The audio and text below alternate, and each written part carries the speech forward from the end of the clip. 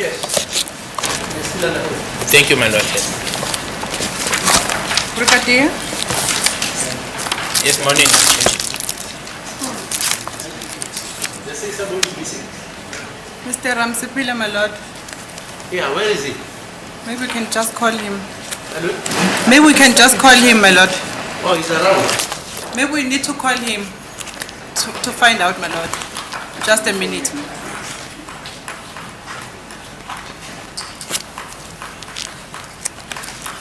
I see he sent a message, my lord, to say he's going to be a bit late.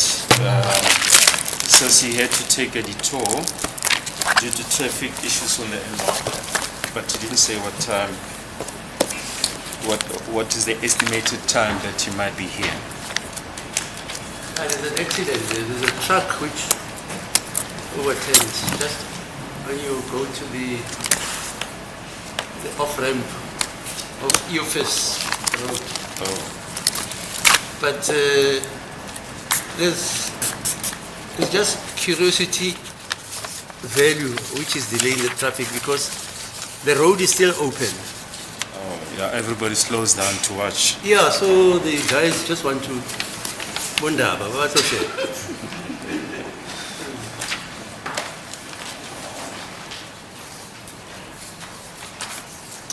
Okay, let's wait for him.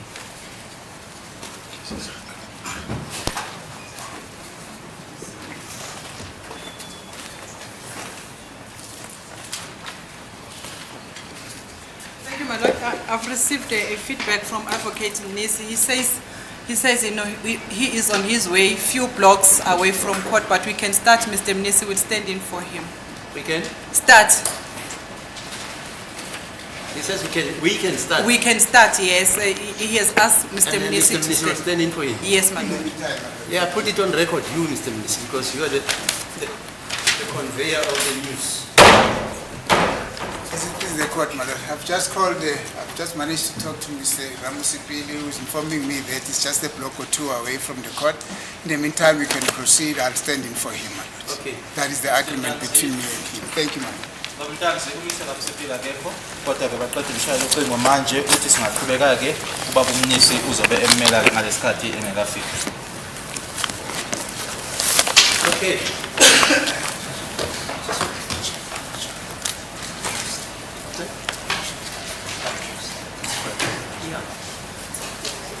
It's okay. Accused number 2. Is it okay? Akunankinga baba. It's okay, man. Okay, thank you, sir. Yeah. Yes, Miss Ronald. Thank you, my lord. Brigadier, Yes, my lord. I know you have already testified and you have been asked questions and most of them we have already answered. But Yes, ma'am. also, I'm also going to ask you questions. It's still on the same evidence that we have testified about, that we have already answered, but I need answers, new answers for the purpose of my cross-examination. Understood, my lord.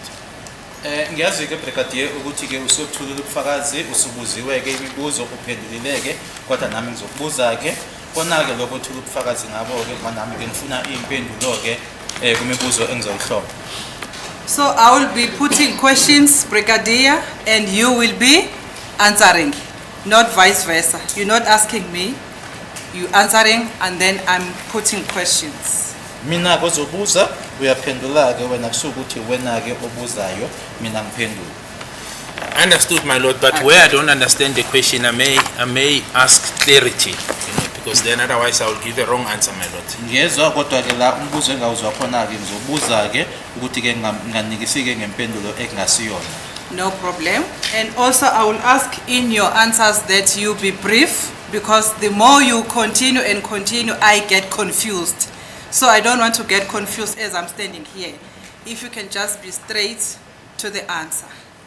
Ngizocela ke nokuthi umuphendula ke ukuthi ke ungabi mudeke ngempenduleke ukuthi ube mfushane ngoba ke ngokuthi uya uba mudeke ila engidideka khona kangifuni udideka kule ndawo engime kuyona. Will do my best, my lord, but Okay. also it will depend how loaded the question is. But yes, I'll do my best to make it short. Ngizozama ukuthi impendulo ngiyenze bemfushane kodwa ke nalapho ke kuzoya ngokuthi ke umbuzo loyo ke ukangakanani. Also, if I need an explanation, I will indicate to you. If I need an explanation. Uma ngifisa ukuthi uchaze ngizosho kuwena. Okay. Brigadier? Yes, I understood, my lord. But perhaps let's see how it goes, my lord. Yeah.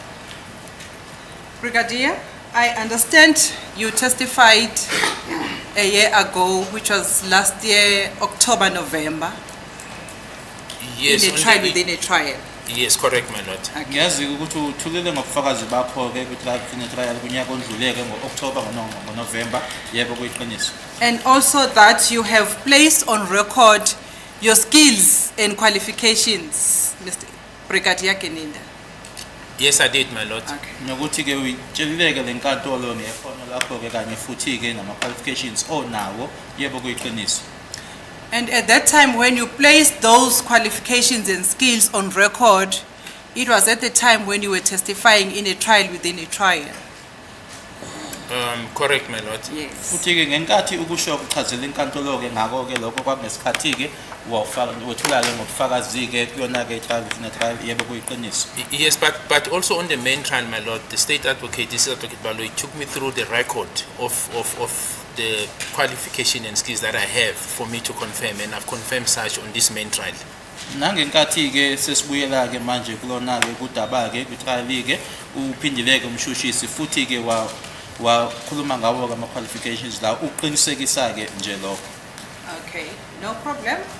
But what I've picked up from your introduction, when the state introduced you as the witness, the state indicated that during the appearances of the 27th of November, 2023, you had placed your career history on record and you confirmed.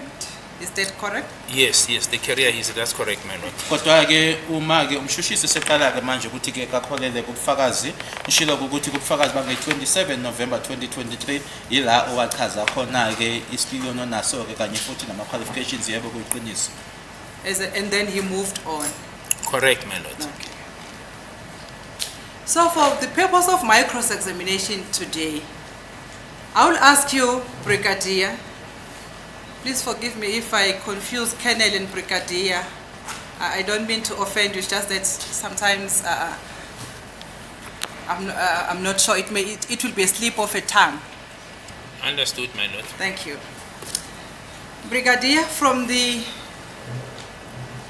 career history that we have placed before this court, I just want you to break it down for me in brief, because you have already placed it on record, from the period when you were employed in the services of the SAPS and the duration that you stayed or you remained on each and every department that you have worked in. If you can. If you can't, there is no problem. Yeah, my lord, the specific accuracy, because I didn't prepare for that, I thought it was already on record.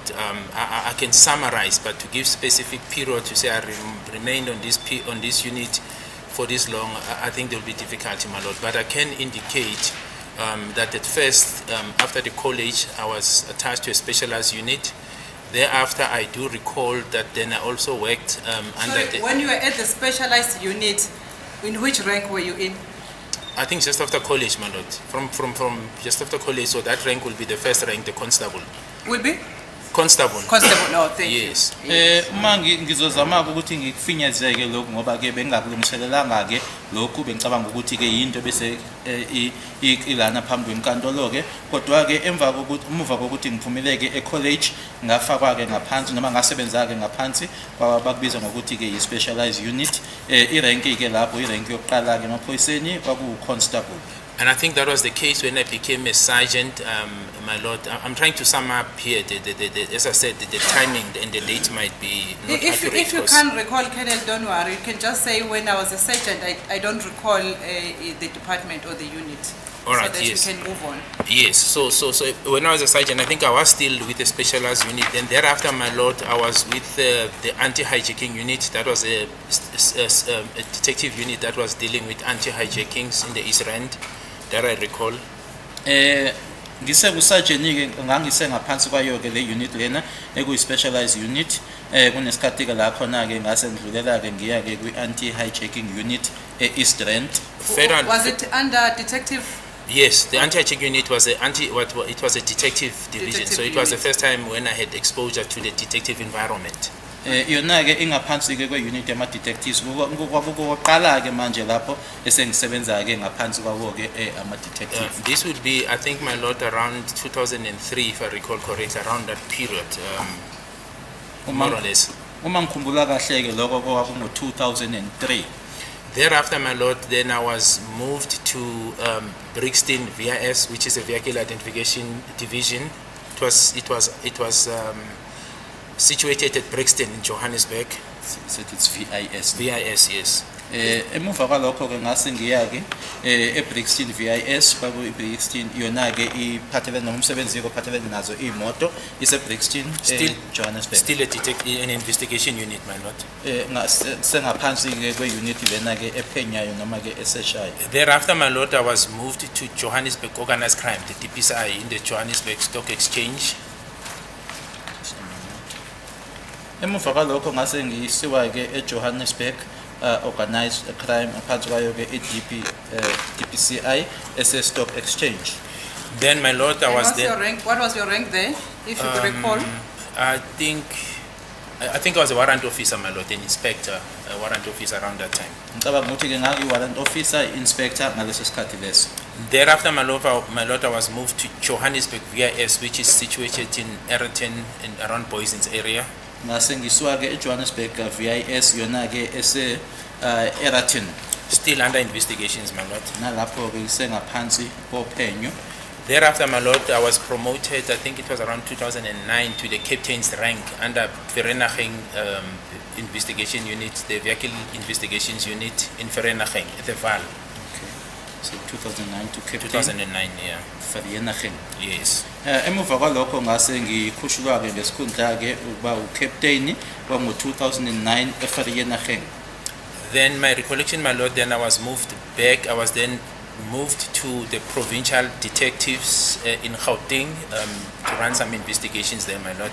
Emuva kwalokho ke ngase ngihanjiswa ngisiwa ke kuma provincial detectives ukwenza ke uphenyo khona lapho. Then my recollection, my lord, then I think I was then moved to the office of the National Commissioner. Then the National Commissioner was General Biyega, under a multidisciplinary tax team investigation unit. It was a tax team, but it was falling directly under the National Commissioner General Biyega. Emuva kwalokho ngase ngihanjiswa ke ngisiwa ehhovisi lakhe ke Commissioner, National Commissioner ngaleso sikhathi uReya Biyega. My recollection, I think around that period, my lord, I was also promoted to the rank of a lieutenant colonel. Mangikhumbula kahle ke ngaleso sikhathi ke ngase ngikhushulwa ke ngesikhundla noma ngipromotwa ke ngisiwa ku lieutenant colonel. Thereafter, my lord, I was sent back to the provincial detectives as well to do investigations there. Emuva kwalokho ngase ngibuyiselwa ke kuma provincial detectives ukwenza ke uphenyo khona lapho. Oh, sorry, my lord, I forgot something. So when I was sent back from Vereeniging VIS to the provincial office in Gauteng, I was also responsible for the establishment of the taxi violence unit at the provincial office, and then I became the commander of that unit when it was established. But we assembled that unit, so I was responsible with the management to assemble that unit, and I was appointed as the commander of the taxi violence at the provincial level in Gauteng. Ongikhohliwe ke ukuthi ke ngenkathi ke ngibuyisela ke mangisuka eVereeniging buyiselwa ke eprovincial office, mina ke kwakuyimina ke owayehola noma ke owayephambili ke uma kuqalwa ke iunit le eyayihlangene ke nodlame lwamatekisi ngase futhi ngiqokwa ukuthi kube ucommander kuyona ke leyo unit leyo. Now from head office, my lord, then I was sent back to the provincial office where I did some further investigations at the provincial level on high profile matters. Ukusuka ke lapho ne kwi national office ke ngase ngibuyisela khona ke e provincial la khona ke engangenza ke uphenyo ke kumacala ke abizwa ngokuthi ke ama high profile. Then, my lord, I was sent back again to the national head office. I think it could be 2017 or early 2018, under then the previous National Commissioner General Sithole, also focusing on the high-profile matters. It was the pilot project of the cold case unit. Now, this is where the pilot project or the tax pilot project, insofar as the enrolling of the cold case unit was then focused at. So I was placed there, and we focused those investigation, my lord. Ngibanga ukuthi ngaye ke u2017 noma ke kusekusha ke kuyena u2018 ngabuyela ke eNational Office ngaphansi kwakhe ke uNational Commissioner ngaleso sikhathi uGeneral Khehla Sithole ila kwaseqala khona ke manje le cold case unit. I was then also promoted to the rank of a full colonel, my lord, around that period, just to remember the date, but to the rank of a full colonel from lieutenant colonel. Ngase ngikhushula ke ngesikhundla noma ngipromothwa ke ukusuka kuyena ke ulieutenant colonel kuya ke ku colonel manje ke ogcwele ngaleso sikhathi leso. And I was appointed then as a commander, then when the unit was now formalized as the commander of the cold case unit. Ngase ngiqokwa ke njenge commander ke manje yayo i cold case unit. And then thereafter, my lord, I think it will be 2021, I think, may be mistaken, my lord, but then I was promoted to the rank of a brigadier as the national head of the provincial cold case unit, because then there were branches that were, in terms of the structure, that were going to all 9 provinces. So I was appointed as the head at the national level of all the cold case unit, as according to the structure. National head of provincial? No, national head of cold case unit, and there were structures of cold case unit. According to the structure, there were units of cold case unit in all 9 provinces. Ilana khona ke ngase ngikhushula khona ke manje ngicabanga ukuthi kwanguyena ke u2021 ngiba ke ubrigadier inala futhi ke ngenzwa khona ke I commander yayo ke unit leyo nokuthi ke manje kwakuyimina ke oyinhloko oholayo ke kwisifunda kodwa ke nationally ngoba ke I cold case unit lena ke yayinamagatsha ke mina ke ngabekwa nanjengo yena ke oholayo nationally. Yeah, if it's not 2021, my lord, it's 2022, but I'm more keen that I think it's 2021, and that has been the position up to today. So I'm still the national head of the cold case unit, my lord. Ngicabanga ukuthi kwakuyena ke u2021 noma ke u2022 ukusuka ngaleso sikhathi kuze be manje ke kuseyimina ke oholayo ke noma ke oyinhloko ke khona lapho kuyona I-national cold case unit. So also, my lord, going back, sorry, I think this is important. So when I was sent to the head office the last time, that this is now leading to the position that I'm holding, I was also responsible for the creation of the cold case unit, because there was none that was existing in the police. So the concept and the rolling out, as I said, initially it was a pilot project, then it became the unit, then I was appointed as a commander, as it was with the taxi violent. That's how it happened, my lord. I forgot to put that on record. And ngikhohliwe ke nje ukuthi ngikusho ukuthi ke njengoba le cold case unit yayingekho ke emaphoyiseni ke ngakho kwabo ukuthi ke noma ke kwakuyimina ke ukuthi ngiyiqale nanjengoba kwakwenzekile ukuthi ngangiyona I-commander kuyona ke udlame lamatekisi noma ke I-taxi violence nalana ke kwaba kanjalo kuyona ke I-cold case unit. Yes, that's what I recall, my Which lord. year was that when you created this unit? My lord, I think I don't know the date, Yeah, but okay. the structure has a date, because it's a formalized unit. So first it was a pilot project, then when the unit was formalized, it then had a date. So I can get the date and get back to the court in the actual date in which it was made a unit. You know, there's a structure and the date in which it was established as a unit. Kune date ke la eyaqala khona ke yona ke I-unit lena ke kuzofanele ukuthi ngiyothola ke leyo date ngibuyele ke inkantolo ngizoyitshela. Thank you very much, Brigadier, for reminding me of your skills and expertise in the SAPS. Yes, my lord. I understand, or I want to believe, that you were also taking cases to court as you were working in all of these units. The Indeed. cases that you had investigated, they will eventually end up in court. Yes, that's correct, my That's lord. correct. Ngicabanga ke ukuthi ke kuwona ke wonke lama unit usuwashilo ke ubusebenza kuwona ke wawathatha ke amaqala ukuthi ke umuva ukuthi suwa phenyileke ukuthi wasenkantolo yebo kuyiqiniso.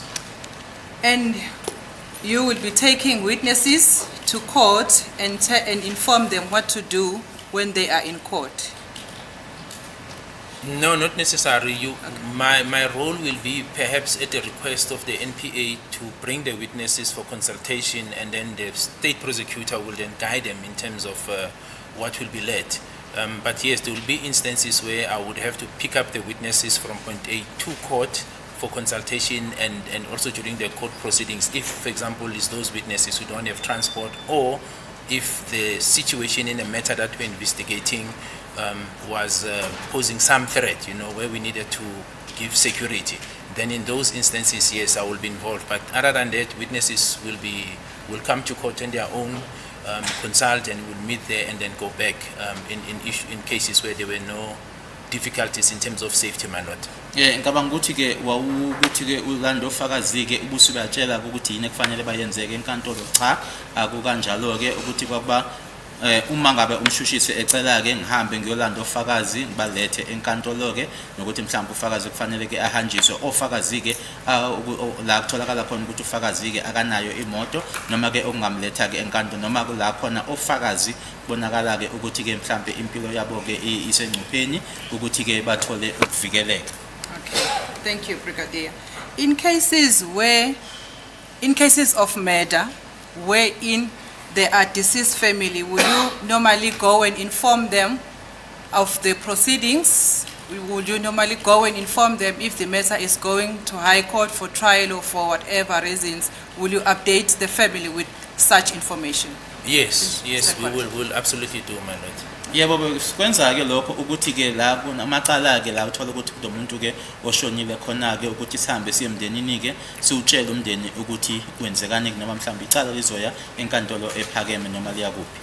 Okay. In this case that you are talking about, did you go to the family of Senzo Meyiwa to inform them that the case is going for trial now, and inform them of every developments in this case? Yes. So no. So the answer, my lord, is no, and the reasons thereof, as Advocate Shololo said, I'll have to repeat what I've said so that she can be reminded. So the answer is no, and the reasons thereof, my lord, because I did explain this, that AfriForum came on board much earlier, before actually even these accused were arrested, when we're still dealing with the allegations of whether people came in right at the beginning, just after I was appointed. And then they placed themselves as a watching brief, and the understanding was that anything that we need to communicate to the family, it has to go through them. That has been the position, my lord, up to today. So whatever progress we're making, including the date of the first appearance, because they were there, the AfriForum. It was arranged through the AfriForum. They brought some of the family members leading up to the start of this trial and the dates that we're having. So the line of communication when AfriForum came on board was AfriForum, my lord. So you couldn't pass that line because they placed themselves on record and their documents supporting such, my lord. Ingabe ke kuleli ke icala ke phambi kwenkantolo ke manje nakwenza ke lokho noma wakwenza ke lokho ukuthi uye emndenini ke kaMeyiwa ke utshele ukuthi icala ke manje seliye enkantolo. Cha, asikwenzanga ke lokho. Isizathu ukuthi ke iAfriForum yeza ke bazethula ke basho ukuthi ibona ke manje abebhekile ke babhekele umndeni ngakho konke ke okwenzekayo ke noma kufanele kukhulunywe kushiwe kumndeni kufanele ke kushiwe kubona ke ingakho ke singayi emndenini kodwa ke konke sikutshela bona. And specifically the person we're dealing with, my lord, is Advocate Nell himself and Andrew Lisk, but the team of AfriForum, all of them were then communicating with us. Then they will communicate insofar as the progress, as I said, up to the inception of the trial, and whatever communication, it goes through them, my lord, up to today. We never had a line of sight where they said they are now withdrawing so that we can have access to the family. Is it Nell and the second one? Advocate Nell, Andrew Lisk. Andrew. Okay. Andrew. Yeah. Abantu ke futhi noma umuntu esikhuluma nayo ke lapho uAdvocate uNell kanye naye ke uAndrew Lisk ngaso sonke ke isikhathi ke sikhuluma nabo kaze kwenzeke ke ukuthi ke singakwenzi ke lokho noma sibeqeke bona. Okay, thank you, Colonel. Brigadier, thank you. Was there an agreement between the SAPS the investigating team or the NPA and the AfriForum that your duties as SAPS to update the family of the deceased in this matter will be taken away by the watching brief, since they were already in place at that particular time when the trial started. Was there an agreement, or it was just? It was an official arrangement, my lord, because how it came about for me to know, AfriForum wrote directly to the Office of the National Commissioner. I was informed by the National Commissioner that there's this engagement, and it was formal. It wasn't just a call, it was a formal communication. Thereafter, I was directed then to go and meet them as the investigating officer, and but the placement and the communication was done formally. And I do know, my lord, that the same was done to the NPA. They also placed themselves formally insofar as representing the family to the NPA, my lord. Okwenzeka ke lana ukuthi ke yona ke iAfriForum lena ke babhalela ke ehhovisi lakhe uNational Commissioner, ngase ngitshelwa ke mina nokuthi ke angihambe ke ngiyobabona kwangasilona nje ucingo noma ke icolleague into eyenziwa ngokuthi babhaleke. Ngiyazi ke ukuthi lokho kwenziwa ke nakuyona ke iNPA ukuthi bayibhalele ke bayitsheleke ngokuthi ke bona ke bakhona ke noma ke babhekele umndeni. Okay, thank you for that, Brigadier. And then let's move on to another issue of witnesses now. Then I'll be closing my introduction. Brigadier, I take it that you know that when you bring the witnesses in court, you will inform them that they are not allowed, they are not supposed to stay inside in court and listen to the evidence if they have not yet testified. Do you know that's a procedure? I'm aware, my lord. Perhaps let me put it in this context, my lord. The moment the consultation and leading of witnesses is done, that happens when you now hand over that process to the NPA. And then they run. I am aware that you're not supposed to be in court when you're going to testify. That is why I've said it in many occasions that some of the records or evidence that was led in this court where I'm referred to, I've always said I'm unable to comment because I was not in court. So that's what I understand. But I was not here as well. And there hasn't been a situation where I pick up witnesses personally and bring them here. I will delegate to the members insofar as this matter is concerned, but other witnesses will come on their own, my lord. Ngiyazi yebo ukuthi kunjalo ke ukuthi uma uletha ufakazi ke enkantolo ufakazi kufanele ukuthi ke angahlali ke ngaphakathi enkantolo uma ukuthi usezokuthula ubufakazi bakhe ke akakaqedi ke noma akakakwenzi ke lokho. Kodwa ke mina ke uma ngabe ukukhulumisana nabofakazi manje usubandlulisela kuyona ke iNPA noma abashushisi ke kuba ibona ke manje abathathayo ke ukusuka lapho ukuya ngaphambili. Mina ke akenzeki ke ukuthi ke ngilethe ofakazi lana ngoba ke bengithi ke ngisho ke kulaba engisebenza nabo ukuthi awube ibona ke abalethe ofakazi enkantolo noma abanye ke bayayizela bona ngokwabo enkantolo. But I also know, sorry, I'm done. Sorry, advocate, I was not done. But I also know, my lord, that there are exceptions, for example, when experts who are then going to be witnesses. With regard to that, I know that they do sit in court, especially when evidence in relation to the expertise is led, my lord. Kodwa ke ngiyazi ukuthi ke ikhona ke izehlakalo la khona ke ungoti bona ke uma ukuthi ungoti usezokwethula ubufakazi ke yebona ke bayahlala ke ngaphakathi enkantolo. No, thank you very much. I just wanted to know if you do have that understanding that a witness before he testifies is not supposed to sit and listen to the evidence.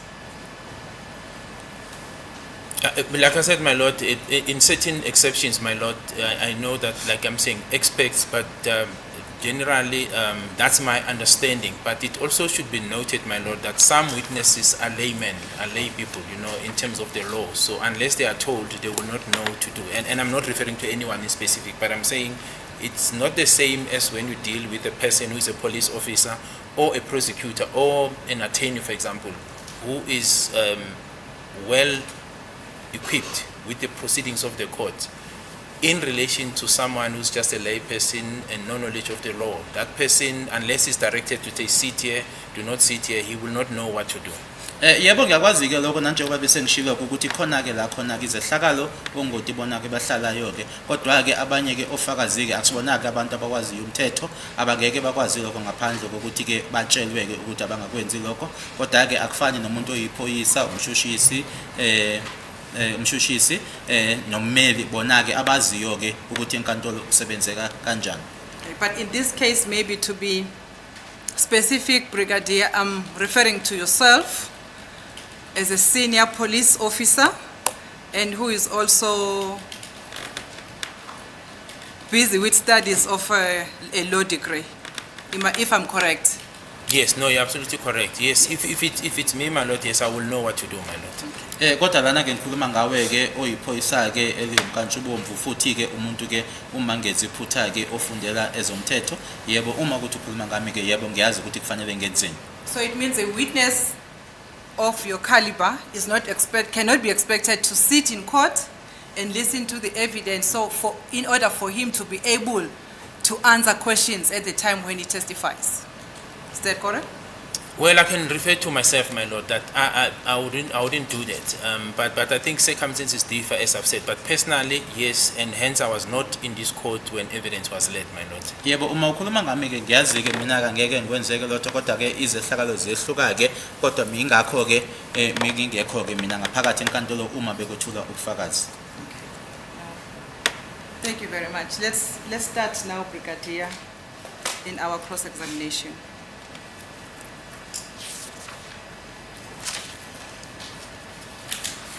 Yesterday, when you were testifying, you testified that accused number 5 on the 26th of October 2014, as per the evidence of Constable SS Zungu, he was at Basotho Hostel, Vosloorus.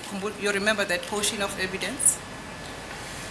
I remember saying, as per the statement of Constable Zungu, not so much the evidence, my lord, because as I said, I was not in court, but I said insofar as his statement and also Kwabene, I think I referred to Kwabene as well, all the accused, and obviously that includes accused number 5, they were at Basotho Hostel, but I was referring to the statements because I was not in court when Constable Zungu testified.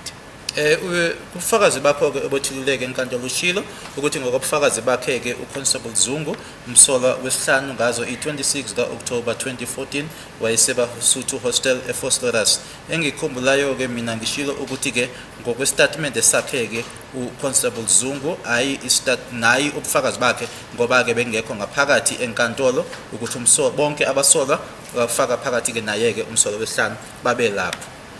Brigadier, you don't necessarily have to be in court when someone is testifying in order for you to be able to respond. That's why I wanted us to cover that area so that we are able to move forward.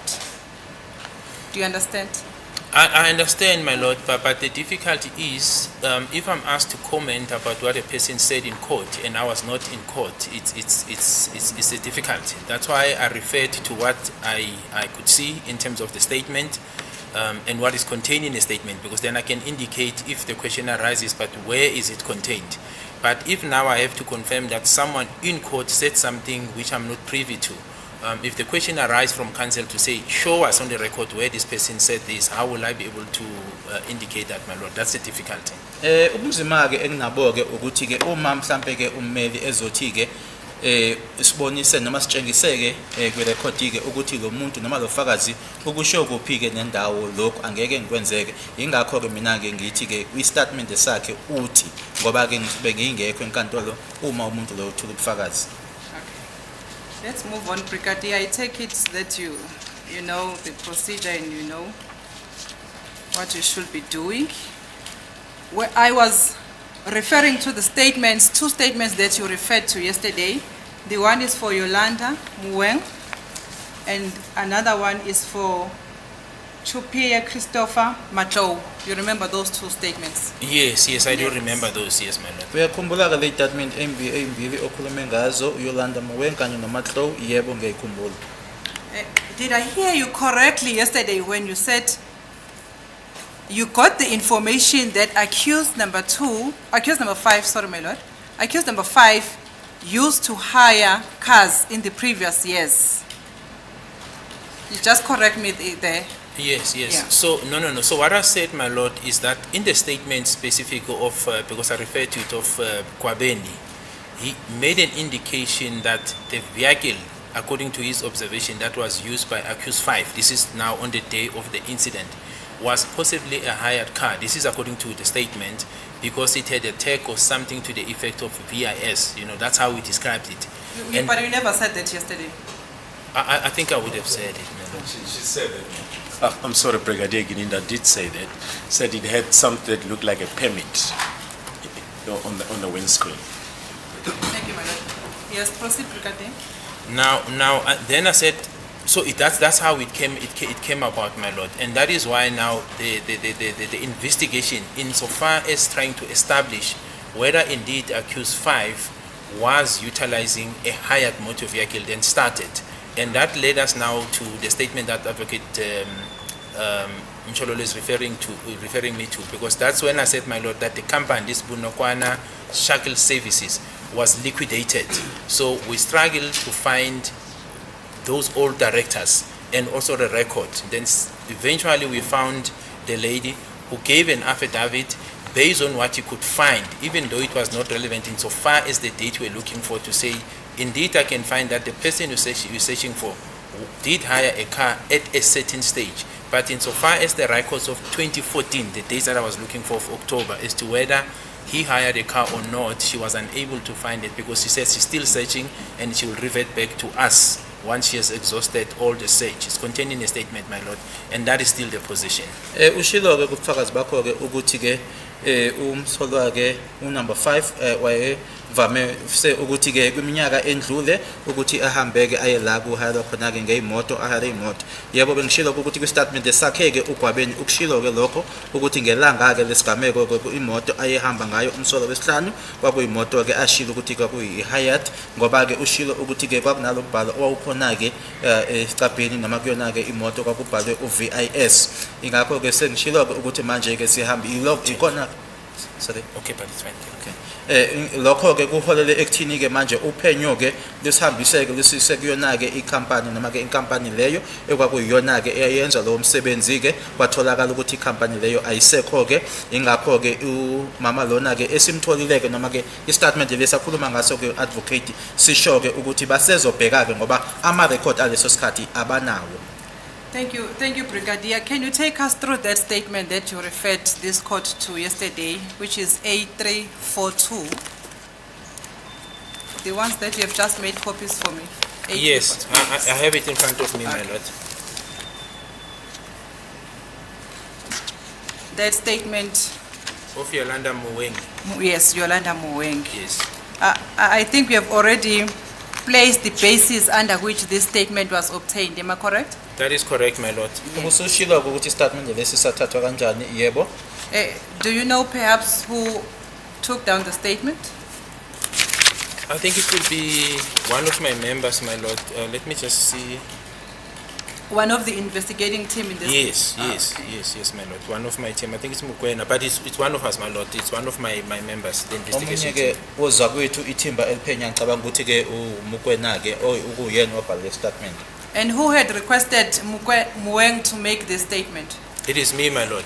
Mina owacela Muweng ukuthi ke enze le statement. And that was upon her recovering the documents attached on this statement, because prior to her finding Don't worry, we're still going there, Brigadier. Oh, okay. I said, who had requested this person to make the statement? It was me, my lord. Yes, then stop there. Kwakuyimina ke wacela ukuthi uMuweng asenze ke istatement lesi. Yes. If you can just, my lord, with the leave of the court, if you can just place the content of the statement on record. It's very brief. We just got 4 paragraphs. It reads as follows, my lord. I, Yolanda Muweng, states under oath in English, I am a female. If you can just skip paragraph 1, my lord. Okay, paragraph 2 reads as follows. I hereby stating that I was a sole director of Bonakama, Car Hire and Shackle until it was liquidated in 2016. I was... Paragraph 3.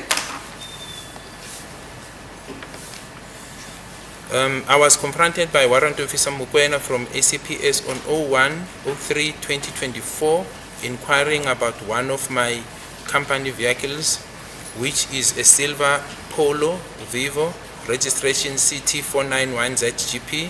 I was asked by the police of who rented out the said vehicle during October 2014, and I have checked on my records, but I could not find out who, since I did not find these records for the time. Inquiry is About, yeah, it's about, I don't know what it means, my lord, but paragraph 5 reads as follows. I only find out that Mr. Fisokuhle Ntuli did rented out the said vehicle on 2016-05-13 until 16-05-2016. I am also in possession of his contract when he rented out the vehicle, and also copies of the documents he produced, which is his driver's license and 2 bank cards he used to process the payment of deposit.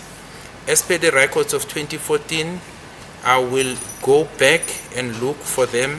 Mr. Ntuli has produced his driver's license with ID number 86011-056-12086 with his picture on it. Then it's the oath, my lord, to say I know and understand the contents. It was signed and commissioned, my lord. I-statement lesi ke sakhe Yolanda Mowen sifundeka ngalendlela sethi paragraph 1 No, it is 2 and then go. Okay.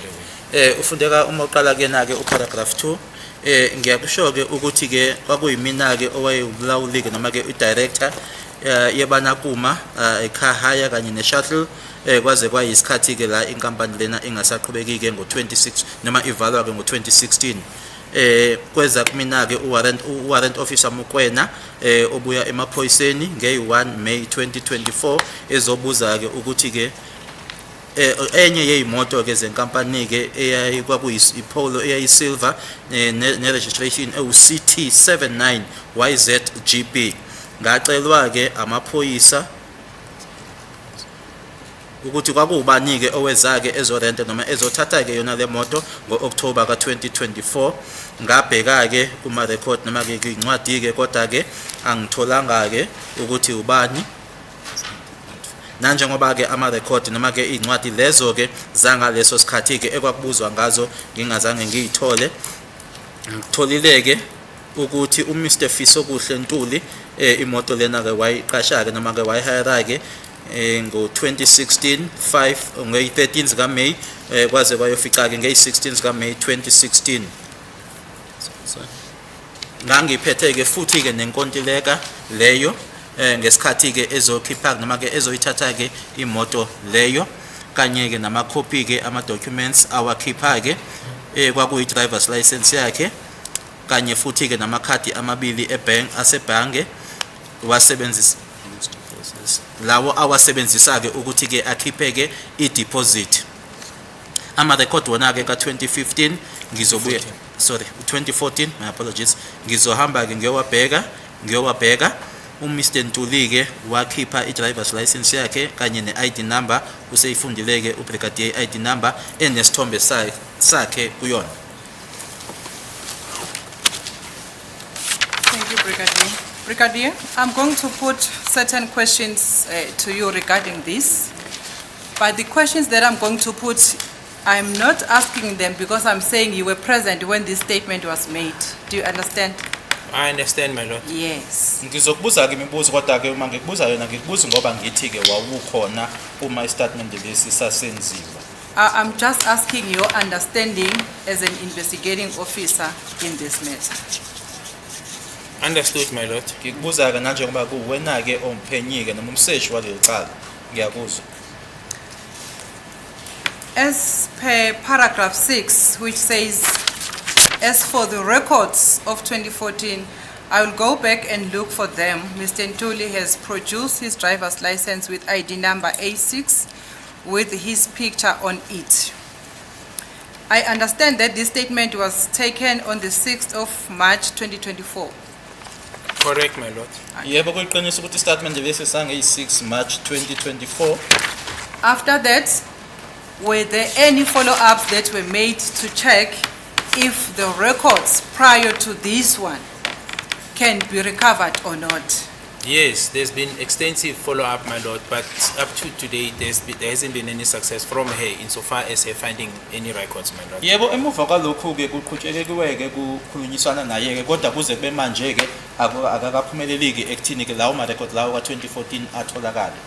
And in paragraph 4, the last second lines, paragraph 4 of the same statement, when he says, I did not find those records for the time inquiry is about, it means there were no records. He did not find any records regarding the hiring of the motor vehicle during the period of 2014.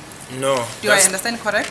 No, that's not my understanding. Okay. That's not how I understand it. I understand because if you follow up, that's why she said she'll get back to us. I'm understanding it her to be saying she could not find the records of 2014 because the company obviously is liquidated, my lord. However, she'll go and look. So it's not the same situation where someone said, I've checked out the records of 2014, I have them. This person is not hired. So she could not find, she doesn't have the record to make a finding as to whether Mr. Ntuli hired the vehicle or not. That's how I understand the statement. Istatement lesindlela-ke engisizwa ngayo-ke ukuthi-ke ama-record-ke ka-2014-ke usezohamba-ke ayowabheka-ke akufanele nomuntu othi cha-ke ngibhekile ngase ngiwathola-ke uMr. Ntuli-ke cha akazange eze azoqesha-ke noma azothatha-ke imoto ngaleso sikhathi leso uthi uzohamba ayobheka ama-record lawo ka-2014. Okay, there is a document that is attached to the statement, you see? Yes, I do see it, my lord. Reflecting the documents for accused number 5 and the address, and also the registration vehicle number. Correct, my lord. Yes.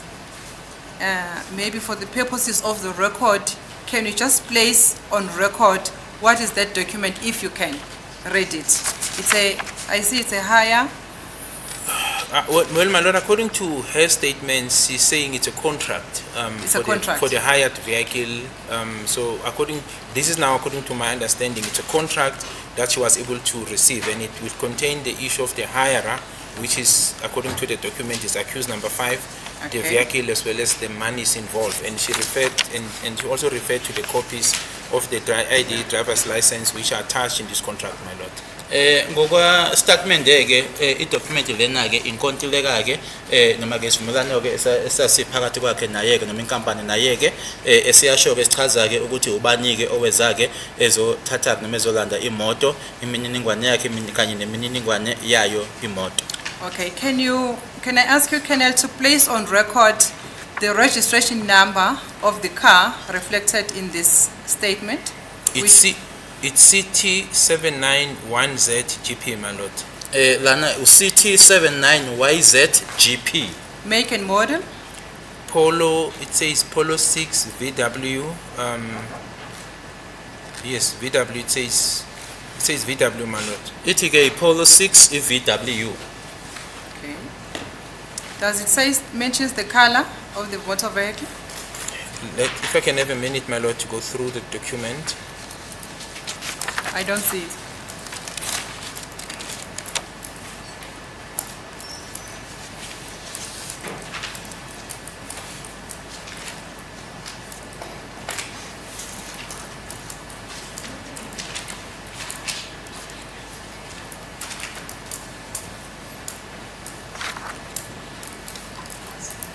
I don't see it. Can I proceed, Colonel?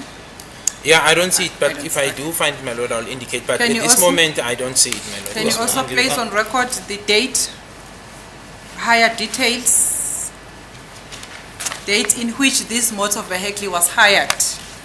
It's under the license number. So should I start with the higher detail, starting from the top? No, hire details, date out and time out, return date, if you can place on record those dates only. It's 13/05/2016, the date out, time 1500 hours, then return date 16/05/2016. Lana ke imininingwane ingalendlela ke ilanga ke imoto yakhishwa ngalo ke noma yathathwa ngalo 13/05/2016 isikhathi u1500 uma ibuyiswa ke kwakunge 16 May 2016. So do you agree with me, Colonel, that this motor vehicle, in terms of this document, it was hired by Mr. Ntuli during the year 2016 and not during the year 2014, according to this document? The document indicates that he hired it, my lord, in 2016, but it doesn't indicate that he didn't hire a car in 2014. Le document ke ithi imoto lena ke uma eyothatha ke noma ke ehire ke bakungo 2016 kodwa ayisho ke ukuthi ngo 2014 cha akazange athathe imoto. Thank you, my lord. My lord, with the leave of the court, if this witness is not called by the state, my lord, I would ask to call this witness as the defense witness. As a result, my lord, I would ask that the statement be handed in as exhibit, together with the attachments attached to it, my lord. Yeah. One question. Exhibit number?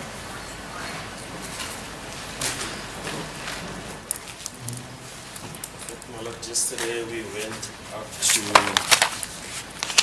exhibit ZZ6. We can make this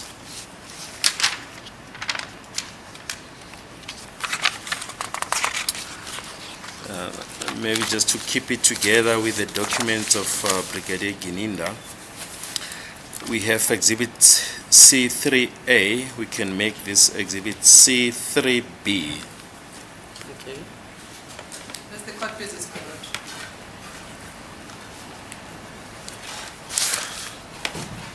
My lord, I will arrange with the state the copy for the court, my lord, of this exhibit. Thank you. Thank you, Brigadier. Let's move on now to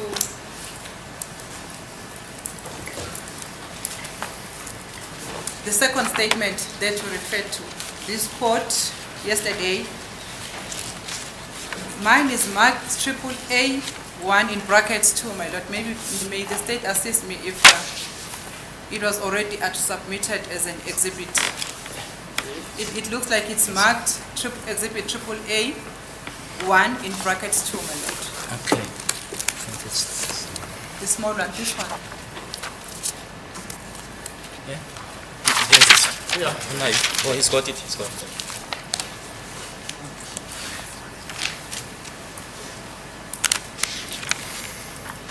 We're also gonna go quickly because you referred to this statement yesterday. I will just take you to those paragraphs which make reference to the car which was hired by Mr. Ntuli, because that's the context that we are in right now. Do you understand, Kenan? Yes, I understand, my lord.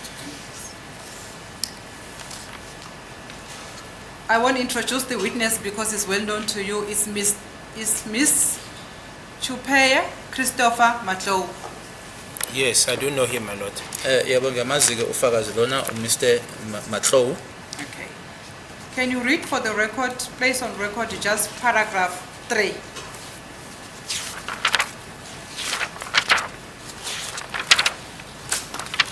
My lord, I will just refer the witness to specific paragraphs because I understand that this evidence was already placed on record.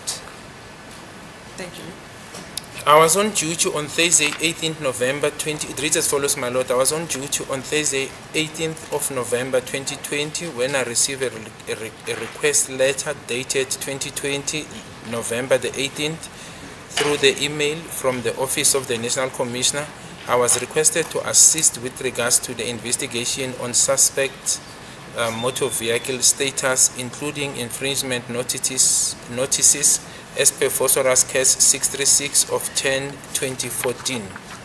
I was also requested to document my findings in terms of Section 212 of the Criminal Procedure Act 1977, Act 51 of 1977, as a direct result thereof, by virtue of my capacity as an investigator with direct access to the National Traffic Information System, open bracket, NATIS, close bracket, I hereby declare the following findings under Mr. Fisokuhle Ntuli, ID number 8601105612086, based on the request of Colonel Gininda as per Phosphorus case 636-10-2014. Oh, thank you. Are you the one who requested this information? Yes, I did. It was me. Paragraph 3 ufundeka ngalendlela ke ngangisemsebenzi statement sakhe ke uMahlow ngangisemsebenzini kwangolwesine nge-18 November 2020 uma ngithola ke isicelo incwadi ke eyine date 2020-11-18 ngayo ke email buya ke kwi-office ke National Commissioner ngacelwa ukuthi ngilekelele mayelana nophenyo ke umsolwa noma ke imoto kanye futhi ke namacala ke ayo imoto leyo ngokwecala ke Phosphorus case 636-10-2014 ngacelwa futhi ke ukuthi ngibhale phansi ke lokho engakuthola noma ke engikutholayo ke ngaphansi kwawo ke umthetho usection 212 futhi ke nangokuthi ke ngiwuyena ke umphenyi ke la engisebenza khona ke futhi ngikwazi ke ukuthi ngithola imininingwane kuyona ke i-National Traffic Information System ababiza ngokuthi phecelezi ke i-NETIS ngiyasho ke ukuthi ke lokho kulandelayo ke ngakuthola ke ngaphansi kwakhe uFisokuhle Ntuli ID number ke isifundiwe ke ngokwesicelo ke engasithola kuyena ke uColonel Gininda ngaphansi kwecala Phosphorus case 636-10-2014. Thank you. Thank you, Colonel. Can I just move on? I want to ask you to read the following paragraphs because it is referring to the Nissan Almera. Do you see in that box under Yes. Roman Yes. figure 2 particulars? It's Nissan Almera. Yes, I can see that, my lord. Yes. Ngiyabona ukuthi la kubhalwe Nissan Almera uthi advocate ke ngeke amcela ukuthi ke afunde lapho. So my focus is not on the other cars. Just want to focus on the Polo motor vehicles that are being reflected here. So let's keep Roman figure 2 and the infringer there in terms of paragraph B on page 3, you see? Page 3? Yes. Paragraph page- B. Yes, I can see paragraph B on Yes. page 3. The date of infringement there is 14 July 2013. That is correct. That's correct. Okay. So that's not the relevant issue in this case. Do you understand? It's not relevant insofar as the date of the commission of this offense. Yes, if it's in that context, yes, it's not 2013. Yebo So ke the uma answer is So- yes. I'm saying if the assertion is that the date of 14 July 2013 is not relevant insofar as the date of the commission of this offense, I agree, because this offense was committed in 2014. 2014. uma uthi ke i-date Thank leya you for the nge-14 July explanation. 2013 ayihlangene ke necala leli ngiyakuzwa ke ngoba lecala leli ke lona ke la nge-2014. And then I'm going to skip also the other paragraphs. Paragraph D is making reference to other people. Paragraph E is making reference to other people. And then if we can quickly go to paragraph F on page 4. Yes, I am on page 4. Yes. Yes, can you also quickly place that one on record? Natis record indicates that in 2015-09-01, Fisokuhle Ntuli, ID number 8601105612086, approached Langlaagte Registering Authority to check quotation of licensing a vehicle with register number BKC 034W. He was assisted by official identified SRI Tamaha. There's an ID number there, my lord, with notice user number 4024001L. Okay.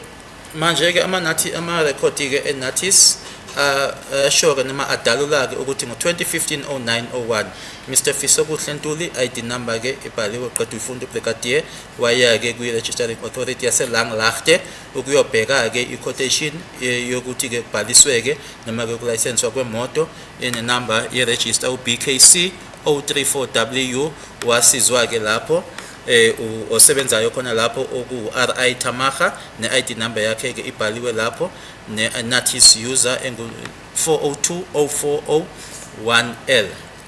Thank you, Colonel. Am I correct to say this paragraph also make reference to the transaction which occurred in 2015 and not in 2014? Yes, we're correct, my lord. Uqiniseke ukuthi lana ke khulunywa ke noma ke if lokho kukhuluma ngokwenzeka ngo2015 hayi ngo2014. Okay. And then can you move on to paragraph H? In paragraph H, there is a box there. You see that box? Yes, I see it, my lord. Infringer and motor vehicle particulars. Yes. Yes. Can you also just quickly place that one on record as we've done with the previous motor vehicle? Or should I lead you? The motor vehicle particulars. The motor vehicle particulars, I see, my lord, is a Volkswagen white in color. Registration is K. No, 182. EK. EKG615GP. Yes. And the date. Okay, then there's Date, under location, date and time of infringement, it's there. the date, my lord, is 2016-0209 in Johannesburg, and the time is 15:38. Imininingwane ke yana ya lena ke imoto okay kubhalwe EK G615GP imoto ke emhlophe ngombala iVolkswagen idate ke 2016-0209 eJohannesburg. So also the date of infringement is not 2014, it's 2016-0902. Yes, it's Am I not, my correct? lord. Yes. Nalana ke akusena ke 2014 or 2016. Okay. Can you move on? Paragraph I, we're going to skip that one because it's talking about previous owners of this motor vehicle. And then J, we're also going to skip, and then we move on to paragraph K, which make reference to Mr. Fiso Gutlentuli. You see that paragraph? I do see it, my On lord. page 6. Yes, I do see it. Okay. I see it, my lord. Yes, that paragraph also refers to the infringement which was issued to Mr. Fiso Gutlentuli. The ID number is there, and the name of the officer who issued that infringement. Am I correct? Correct, my lord. Yebo ke kuyasho ke lana ukuthi ke okubani ke noma leli ke icala ngokuphathelene ke nezomgwaqo ke bhaliwe ngaye ke uMr. Fiso Gutlentuli nokuthi kwakubani ke iofficer lena ke okuyiyona eyayisebenza ngako lokho. On the following page, page number 7, in the box there, top corner right, motor vehicle particulars. You see that information? I see that, my lord. Yes. Can you also place it on record if you can read it? Yes, I can. The registration is CT79YZGP. It says hatchback, Volkswagen Polo. The color is gray. And then the date is 2016. And the 0320. vehicle owner? Well, it was it's Mr. Ntuli, Mr. F. Under the Owner. box of a motor vehicle particulars. Ufunda la, Vehicle owner? vehicle owner. Vehicle owner. Yes. Banokwama fleet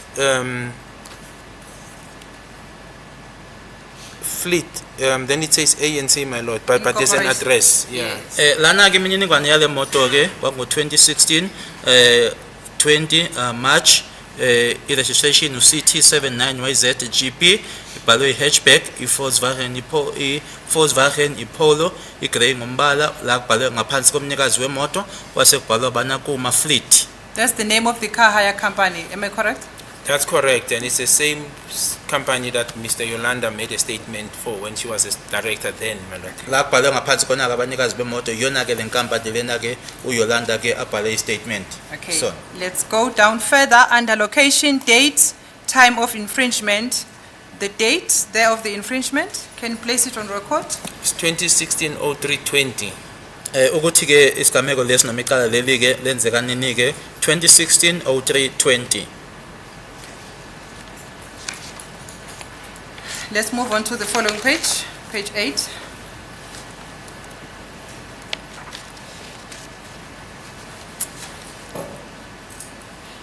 Paragraph M. The motor vehicle that is being referred there also belongs to the same company, which is Banokama Fleet and Shuttle, you see? I see that, my lord. Yes, but Yebo ke lana ke kusakhulunywa ke nemoto engaphansi kwayo ke iBanakuma a Fleet and Shuttle. that one was not hired by Mr. Ntuli, am I correct?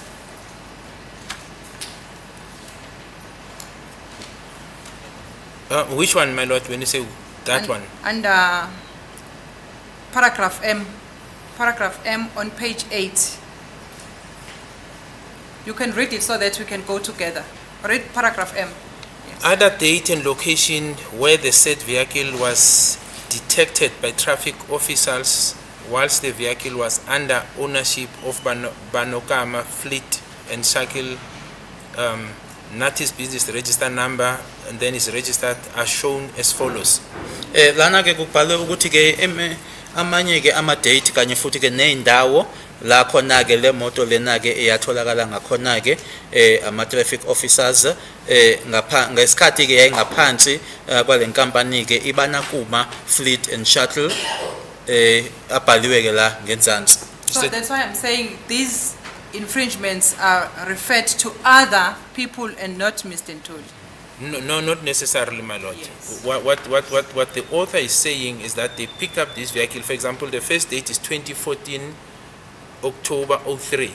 That there was infringement where this vehicle was picked up by a camera.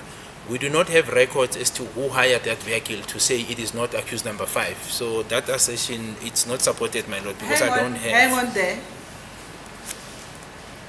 The name of the infringer, is there a name of the infringer here? No. My lord, the name of the infringer is insofar as the ownership of the vehicle. The vehicle was not stopped and infringement given to the driver. It's given to the ownership. And that is why if you look at the previous page I read, where the vehicle was hired by Mr. Ntuli, but the ownership is still Banokama. Now, if you move to page 8, it's an infringement and there's a picture of a car which was taken by a camera. So they moved according to the ownership of the vehicle, not necessarily the driver. So one cannot say accused 3 or 5 was not driving the vehicle because I don't have evidence to say that, madam. Lana okwenzekayo ke ukuthi yebo ke imoto ke iyatholwa ke ngoba kunesithombo semoto lana ke ukuthi camera ke yayikhipha leyo moto leyo ke kodwa ke akusona ke isigameko la khona ke imoto bayimisayo bese benikeza ke lowo oshayela imoto ukuthi ke manje unecala ke noma icamera ekubambileke na ku page ke engaphambilini kubhaliwe umnikazi noma ke vehicle owner kwabhalwa iBanakuma lana ke manje anginabo ke ubufakazi ukuthi ke umsola wesihlanu ke uyena noma kwangasiyena owayeshayela imoto leya. Colonel, on the previous paragraphs, we have been reading the infringements, the owner, the name of the person who infringed, which is the name of the infringer. But in this paragraph, where in this car is referred to, the name of the infringer does not appear as that one of Fisoguhle Ntuli. In this paragraph, the name of the infringer does not appear as that one of Fisoguhle Ntuli, unless if you see it. No, but equally so, it does not say he was not the driver. All paragraph M is saying is that other dates and location where the said vehicle was detected, my lord. The vehicle was detected in terms of the registration number, and then they gave the date, and one of the closest dates is 2014 October 03. They do not refer to a driver, so we don't know who was driving the vehicle. That is why I'm saying I cannot say accused 5 was not driving the vehicle because I do not have the record of 2014 as Miss Yolanda Mueng referred, my lord. So I can't say he was not the driver. I don't know who was hiring that vehicle. lana on this specific date. ngokwaloko okubhalwe lana ke ku M iyasho ke ukuthi ke amanye amalanga noma amanye ama date kanye nendawo ke la khona ke le moto lena ibona noma ke itholakala khona ilabo ke abasebenza emgwaqweni ama traffic officers ke ayisho ke ayikhulumi ngokuthi ubani umnikazi ke noma ubani wayeshayela ke ingakho ngisho ke ukuthi ke anginabo ubufakazi noma ama record angu 2014 ukusho ukuthi number 5 wayeshayela noma cha. So you don't know who was driving on this date? Yes, I do not know, but I can't equally say accused 5 was not driving because I don't have that evidence. That's what I'm saying, my lord. Yebo angazi ukuthi ubani washayela kodwa akangeke ngithi ke umsholo wesihlanu wayengashayeli ngoba ke anginayo leyo mininingwane noma lawo ma record lawo. Okay. Do you have any information that I don't know of suggesting that on this particular date, which is 2014 October 03, it was accused number 5, Mr. Ntuli was driving this motorcycle? No. Maybe I missed it. No. I do not have information of okay. of a car with a specific registration. What is contained in the docket is insofar as the description of the car on the date of 26th of October when this offense was given, and it refers to a VW Polo grey in color which was driven by accused number 5. Enginako ke mina ke kwidokodo ke imoto ke echazwayo ke ngazo i26 ka October 2014 ekwakuyi Polo eyayigrey ngombala eyayishayelwa uyena umsolwa wesihlanu. When? At Basutin was still, my lord. I mean when, not where. When? Date? On the 26th of October. Oh, okay. On the 26th But of October 2014, there's evidence in the docket that the vehicle that was used as a getaway car when this offense was committed was driven by accused number 5. The vehicle is described as a grey VW Polo. I've indicated that, my lord, that one of the people who disposed an affidavit made an indication that the vehicle could have been hired. That is why we embark on this effort of doing the infringement and identifying as to whether, in trying to collaborate there to see that indeed could accused number 4 or 5 rather have been hiring vehicles. So the closest we could get is what is before court, but what is of pivotal importance is that indeed he was hiring cars. Although we don't have a date of 2014, but this record indicates that indeed he was hiring vehicles from Shuttle Services. Esinako ke lana noma ke kwidokodo ukuthi imoto eyasetshenziswa ngazo i26 ka October 2014 ekuyimoto ukuthi ke kuhanjwe ngayo uma kusuka ke kwindawo yesigameko kwakuyi VW iPolo eyayigrey ngombala ibona ke ubufakazi lobo esinabo yingakho ke futhi ke nalofakazi ke esho ke ukuthi le moto leyo ke kwakukhona ke kwabhaliwe okwakuyinkomba ke ukuthi imoto leyo kwakuyimoto eyayihired yingakho ke kwaqala lo laphenyo ukuthi sibheke ke manje ukuthi ngaphambilini ukuthi umsholo wesihlanu ngabe umuntu ebeya yini aye kwindawo ekhipha noma ke ehire ngeimoto sakuthola ukuthi ngempela lokho kuyiqiniso. I'll leave that for argument. I'm not going to go back again because it's clear that's the name of the infringer there. It's not Fisoguhle, and the date is 2014 October 03 and not 26 October as you suggest. No, I differ, my lord. I think paragraph M, my lord, speaks for itself. Nowhere in paragraph M does it say the infringer is Banokam. It says other dates and locations where the said vehicle was detected by traffic officers while the vehicle was under the ownership of Banokoma Fleet and Cycle Services. Then they list the date, and the first date is 2014 October 03. Yeah. While ownership, they don't say who was the infringer. That's where we differ with Advocate Mshololo. Ngicabanga ukuthi lana ke umahluko okhona ke phakathi kwami naye ke uAdvocate Mshololo lana ke uM uyachaza ukuthi amanye ama dates kanye nendawo ke la khona ke imoto lena ibonakala noma itholakala khona ke ama traffic officers ngesikhathi yayingaphansi ke obunikazi ke bayo ibana kuma Fleet and Shuttle ayisho ke noma ayikhulumi ngomuntu okuyena owayeshayela. Colonel, thank you so much. Those are the paragraphs which I had managed to pick up the reference to Mr. Ntuli. The rest, they don't refer to Mr. Ntuli. I'll just leave them as they are because this is the evidence that is before court. I just wanted to clarity on those wherein the name of Mr. Ntuli appears. Thank you. Understood, my lord. My lord, can I ask that we take a short adjournment? It's the time is 11:20, my lord. Okay. 2 minutes.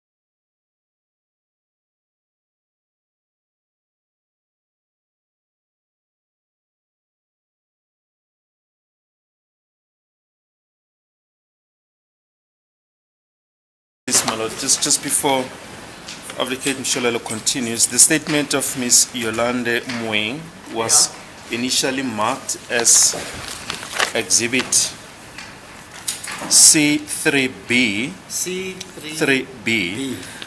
but C3A are the photos of Musia of the master copy depicting a white cell phone on the TV stand.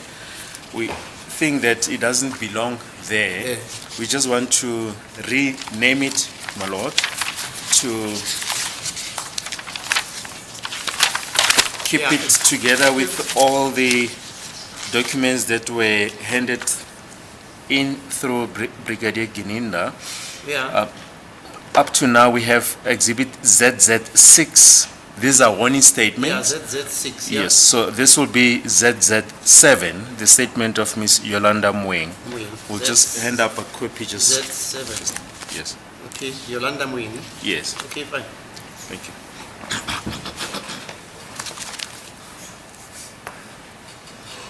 Yeah, yes. Thank you, my lord. Brick, can you Yeah. proceed now? Still under oath, Brigadier. Yes, my lord. I'm going to put these few versions for your comment, Brigadier. Yes, my lord. That accused number 5 will say that on the 26th of October 2014, he was at work in Boksburg from the morning to the afternoon, which is 8 o'clock to 2 o'clock on that day. And thereafter, he moved to George Koch Hostel, wherein he met with accused number 3 and 4. I do know that they were together that day, my lord. In other words, the accused 3, 4, 5, but later joined by 1 and 2. Umsolo wesihlanu ke uthi ke ngelanga la nge-26 October 2014 ekseni ke wayoshaya ke ngo2 wayesemsebenzini emuva kwalokho ke waseya eGeorge Koch la ahlangana khona ke nomsolo wesithathu kanye nowesine. Ngiyazi ukuthi ke babe ndawonye ngalelo langa ke u3, 4 and 5 kamuva ke base kufika ke naye unumber 1 no2. I'll then display this version later on through the evidence of the cell phone records. And then secondly, accused number 5 denies that he was with accused number 4, 3, 2 and 1 at Basotho Hostel in Vosloorus as per your evidence. No, but that will be not correct, my lord, because my evidence is based on the investigation, on the outcome of the investigation, and I've referred to the statement of Constable Zungu. I've referred to the statement of Kwabeni, the people who saw, in particular, accused 5 there with the vehicle that he was driving.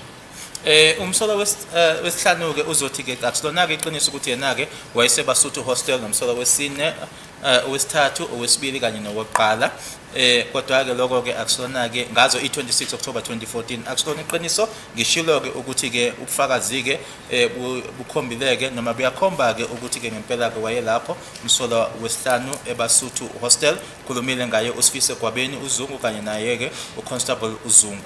Such, my lord, is further mentioned on Exhibit HH and JJ by accused number 2 himself. Lokho okunye futhi lokho ke kuyaphinda kuyashiwo ke uyena ke umsolo wesibini kulamazibithi ke uHH kanye noJJ. Accused number 5 will further, can I proceed, my lord?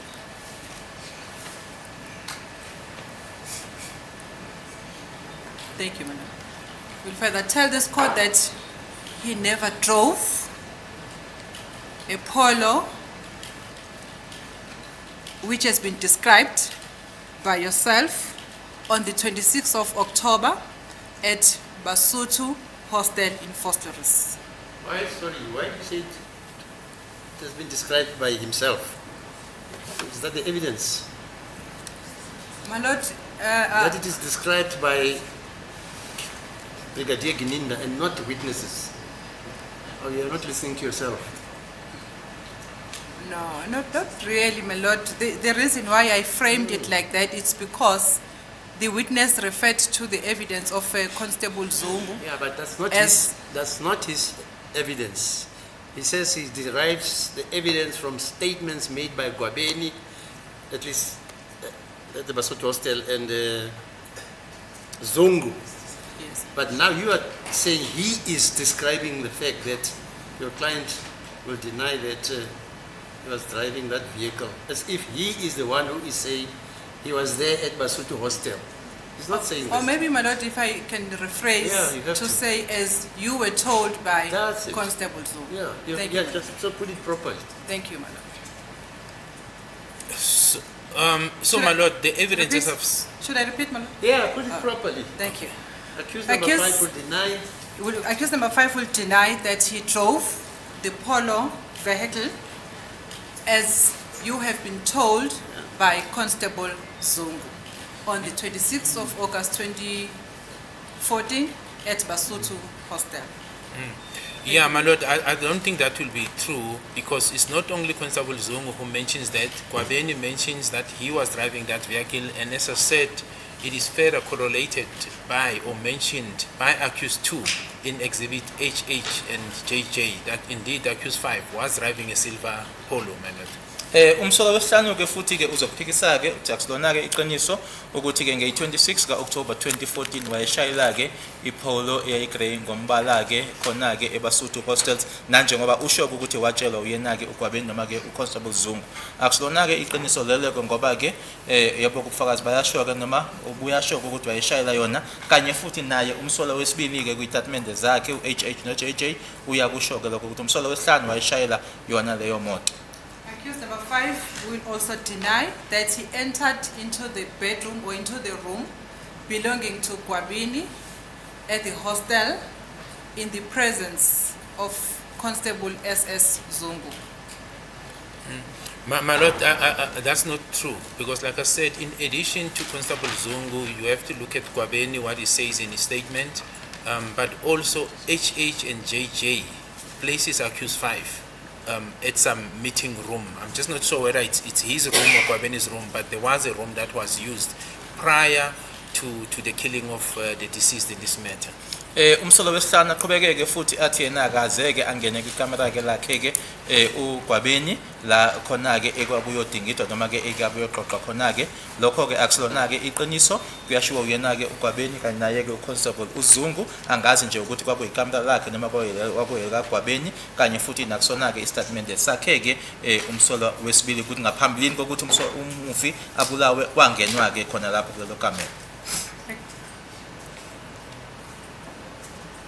Accused number 5, thank you, my lord. Accused number 5 will further deny that he discussed, he planned, together with all the 4 accused who are before this court, the killing of the deceased at Basotho Hostel on the 26th of October 2014 in the room as it has been said before this court. My lord, that's not what the evidence revealed. The evidence revealed that there was a meeting on the 26th of October 2014 at the hostel. That's where the coming together of the accused is picked up. They left together. The deceased was then killed. They went back to the said hostel. You find that, like I said, my lord, in exhibit HH and JJ. You find that also in supporting statements. What you also find, my lord, is that in exhibit JJ, allegations are made that the trigger point of this whole thing is Miss Kelly Khumalo. In support of that, you then find the communication that was picked up by the cell phone analyst with regard to the calls that were made on the 2nd of August 2014 that links now accused 5 to Miss Kelly Khumalo, and the 15th of August 2014. So the last call of the 15th of October, my apologies, my lord, the second call of the 15th of October 2014, it's about 11 days before. That is the one that we could account for. It's 11 days before the incident took place. And this call was recovered on deleted items of Ms. Kelly Khumalo. In other words, there was an effort or an attempt to delete this number, but the analysts were able to recover it and that number then was linked then to accused number 5. Umsolo wesihlanu ke futhi ke uzophikisa ke ukuthi ke wayingxenye ke la ekwahlelwa khona ke kwahlelwa phansi kwaqoqwa ke kwase kuthathwa isinqumo ke ukuthi kuzoyobulawa umufike ekwenzeka lokho eBasotho Hostel nge-26 ka-October 2014.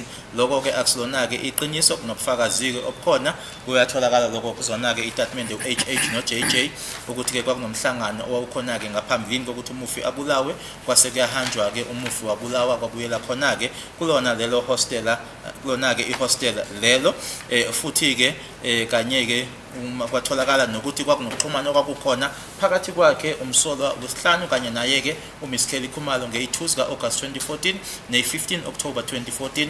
Lokho ke kwatholakala ke la khona ke kuma-deleted messages or items akhe ke uMiss Kelly Khumalo ukuthi ke wayefuna ke ukuthi ke lokho kungabonakali kungatholakali kodwa ke abacwaningi bama-cellphone bakuthola.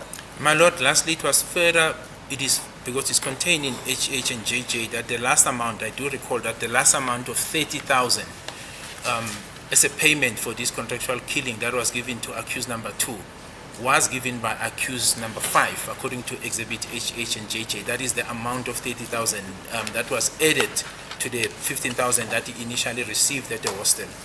Okunye futhi ke kuzona ke le statement lesi ke HH no JJ kuya kukhona ke lapho kubhaliwe ke lapho ukuthi ke amount leyo yogcina ke ka 30,000 umsolo wesibili wayinikezwa uyena umsolo wesihlanu.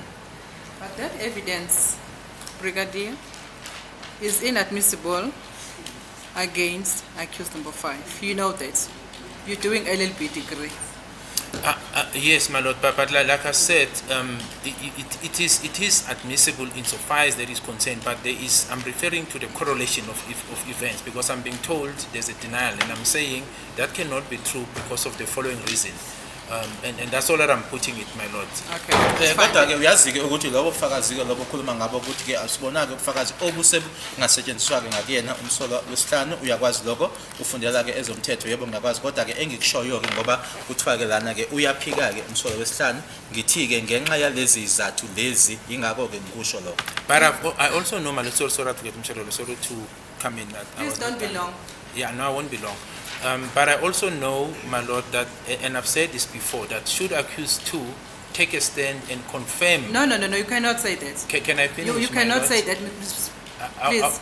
My Lord, I was asked if I know the position of the confession, and I'm saying I'm aware that it's not admissible, but I'm also aware that should accused 2 take a stand and agree to what is contained in that confession, that can be used as evidence against the accused. I also know that. That's a I'm being asked what I speculation. know. That's a speculation, Gininda. That's a speculation. My Lord, I'm being asked as to what I know, my Lord. Well, these are legal concepts, and Brigadier Gininda is right. There's authority to, to that effect. Okay, can I move on with the version? Yes, my Lord. Of course. Otherwise, we'll be arguing on nothing and waste the court's time. The next version for the accused is that the accused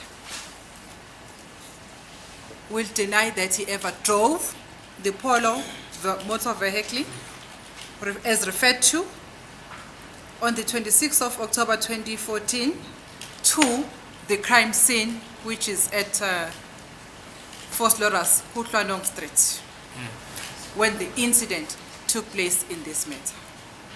My Lord, Exhibit HH and JJ says he drove the vehicle. He was the one that was guarding the vehicle. He drove the getaway car. He remained in the vehicle when the incident was committed, and he drove the vehicle back to Basotho Hostel. Umsolo wesihlanu futhi kaphinda akuphikeke ukuthi ke yena ke ngelanga la nge-26 October 2014 wayeshayela ke imoto lena ekuyipolo ipolo Vivo eyayigrey ngombala. Exhibit HH no JJ uyasho ke ukuthi uyena ke wayeshayela leyo moto wasala ke emotweni ngathi ke abanye noma ke isigameko lesi senzeka ke wayeshayela futhi imoto ukubuyela khona ke eBasotho Hostel. Okay, accused number 5 will also deny that he ever agreed with the 4 accused together with Ms. Kelly Khumalo to commit the offense in the furtherance of the common purpose in this case. My Lord, like I said, the evidence in the docket says otherwise. The first part of Ms. Kelly Kumalo, there is communication links on those dates that indeed he spoke to Ms. Kelly Kumalo. The accused, all of them, this is now accused 5 with the other 4 accused, are placed at Basutini Hostel, my Lord, by the witnesses I've referred to, Zungu, Kwabeni, and in addition, what is contained in the 2 exhibits prior to the commission of this offense, they left together with that understanding that they are going to kill the deceased. It was discussed at the hostel. There was a clear understanding that when they are going there, the deceased will be killed. They departed. There was a struggle. Indeed, the deceased was shot. They came back, my Lord. When they came back, it is contained also in the statements that accused number 1 was the first to announce in the celebration that they've heard that the deceased has been killed. It is contained in the evidence, my Lord, in the statements and in the statement of Zungu, Zungu being Kwabeni now, where assertions are made that he was even shocked because it was before they could hear this thing on the news that now Senzo Meyiwa has been killed. So that assertion will not be correct, my Lord. Angeke kube lona ke iqiniso uma ethi ke akazange ke ahlanganyeleke noma bendawonye nabanye basolwa ke abawu4 futhi ke babemqondo munyeke ukuthi ke kanye behlanganisa naye ke uMiss Kelly Khumalo ukuthi kuzobulawa ke yena ke umufi lokho akusilona ke iqiniso ngoba yena ke uZungu uGwabeni bayakusho ke lokho ukuthi ke babendawonye ke khona lapha yana ehostel kungaphambilini kokuthi ke abulawe umufi uma behamba ke besuka khona lapho beya la umufi ayekhona ke bahamba ke bazi bonke ukuthi ke la baya khona kuyobulawa yena ke umufi kanye futhi ke naye ke uHH kanye naye ke uJJ kukhona ke kuyatholakala khona lapho. Furthermore, accused number 5 will tell this court that he never received any money from Kelly Khumalo and he never paid any of the accused, or he never gave any money to any of the accused. That's not correct, my Lord. The statement, the evidence rather that is that we've got, and I can that's why I will refer specific to HH and JJ, is that accused 2 received the 30,000 at least, because there I recall from accused number 5, and I've said, my Lord, that it will make no logic. I've said it yesterday, that if people are acting in common purpose, others will receive money and others will not receive money. Is that a speculation or is the evidence before this court that others received money and others did not receive? My Lord, I've said logic. I think that's how I phrase it, my Lord. I didn't say it's evidence before court. I said logic, to me at least, will dictate that if people act in common purpose and we have evidence that others receive money, it will not make sense, my Lord, that others will not receive. And I'm saying logic to me, my Lord. Futhi ke umsola wesihlanu ke uthi ke yena ke akazeke athole imali kuyena uKelly Khumalo nokuthi yena ke anikezeke abasola noma ke umunye abasolwa ke imali lokho ke akusilona ke iqiniso ngoba lokho kukhona ke kuyena ke exhibit HH ukuthi ke umsola wesibili la asho khona ke ukuthi ke yazi ke khulumile ngawo 30,000 awuthola kuyena ke umsolwa wesihlanu. Futhi ke ngishilo ngaye izolo ke ngathi ke angeke kube yinto ke uma uyilalele ezwakalayo ke ukuthi abanye uma ukuthi abantu bahlangeneke noma bamqondo munyeke ngokwenza into ukuthi abanye bakhokhelwe base abanye bengakhokhelwe.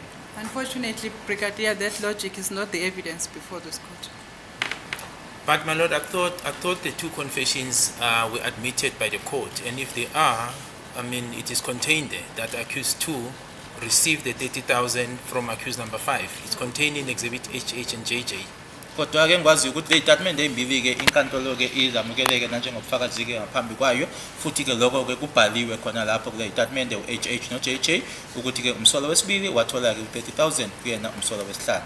Thank you, Brigadier. Can we go to exhibit S, photo number 17? You have already been referred to that picture, but I just want to confirm one thing with you as the lead and senior investigator in this matter. Yes, my Lord. From the look of buildings that are depicted in that picture, accused number 5 says that is where he met with accused number 3, and that place is not Basotho Hostel in Vosloorus, but it is George Koch Hostel in Johannesburg. Do you have any comment? Yeah, but my lord, from where I'm standing, I don't see any markings of George Koch, and I was not given an opportunity to look. If it was given to me to say this place is situated at a specific place in George Koch Hostel, and I had to go and verify it because it's an alibi of now accused 5, I would have gladly done it. But from looking at the picture, I only see a building, and I can't now really say it's George Koch because I don't see anything that tells me that it is George Koch, my lord. Lana ke mina ngibona ibhilidi kuphela kukho okungibonayo ekuyinkomba kumina ukuthi lena ke iGeorge Koch. Uma kuwukuthi ke isikhathi ke noma ithuba ke bekunikeziwe kuthiwe ke le ndawo indawo ethize eGeorge Koch angihambe ke ngiyoqinisekisa ke bengizokwenza lokho. The best inference I can refer to or look at, my lord, is to see where was the cell phone location of accused number 3 around that time. So I can only comment around that. I can't simply look at the building and say it's George Koch. I'm unable to assist with that. Can I give you that homework to do it over the weekend? To find the location of the cell phone as to where it was this time. Yes.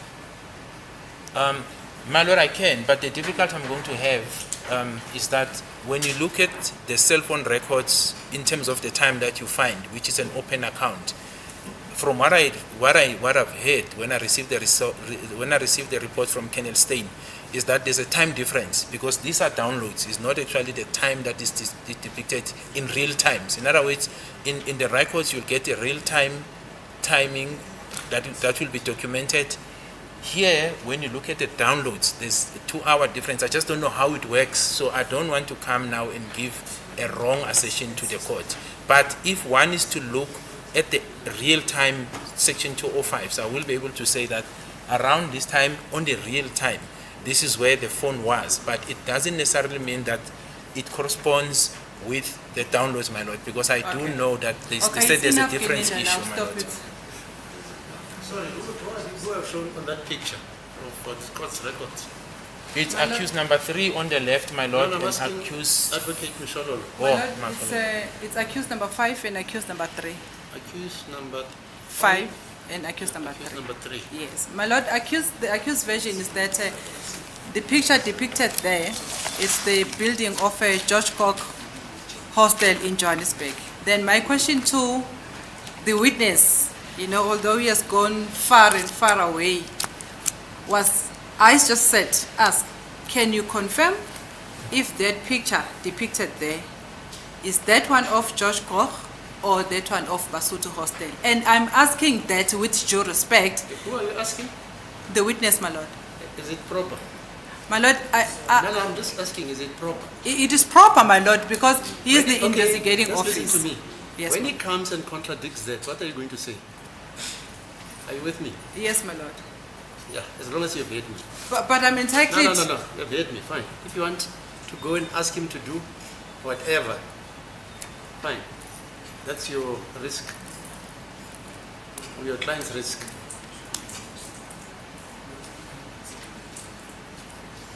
Can I proceed? Yes. Thank you. Mr. Gininda, my question to you, if you can be able to respond. If you cannot be able to respond, let's move on and not waste the court's time. Because I just want to get the confirmation as the investigating officer. If you were not the investigating officer, I thought maybe you had an opportunity to look at the evidence that is contained in your docket. That's why I'm asking this question. And there is no harm if we have not searched or if we have not confirmed and you just say, no, I cannot confirm which area it's that. My lord, that's what I said, my lord, that looking at the picture, I'm Yes. unable to say this is George Koch or Basotho because I will need more evidence to say that, my lord. It's On the enough. picture itself, I can't say it, my lord. Uma ngibheke nje isithombe kuphela ke akukho ke ongangisilekelela ngisiza ukuthi ngisho ukuthi iyona iGeorge Koch noma ke akusiyona iBasotho.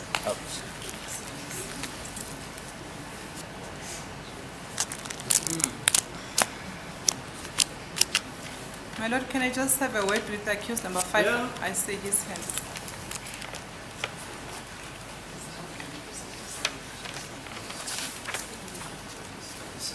Sorry, so that picture is picture number what?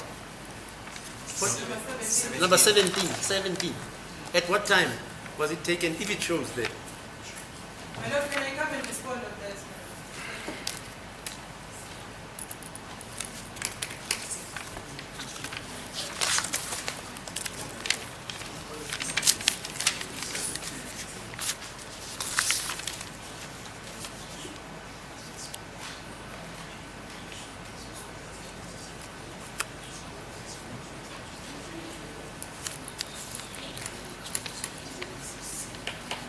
Yeah, you see? Thank you, my lord, for the court's indulgence. What time does it reflect? My Then? lord, that picture Yeah.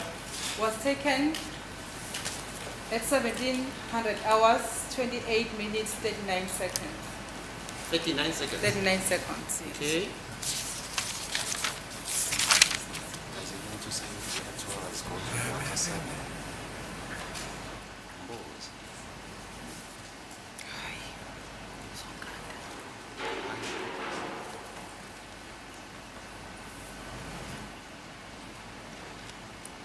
May the court just bear with me, my lord, I'm just double checking. Yeah, fine.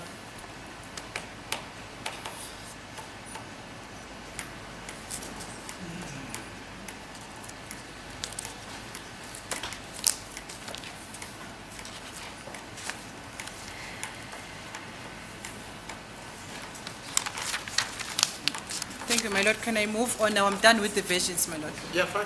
Thank you. Brigadier, let's go to the transcript record, Doctor, of the 8th of September, 2023. My lord, I would like to put questions to the witness regarding the Exhibit AA. Exhibit AA is the statement of Constable SS Zongo, my lord, which was read into the record by Mr. Admissibility during cross-examination, my lord, on this date.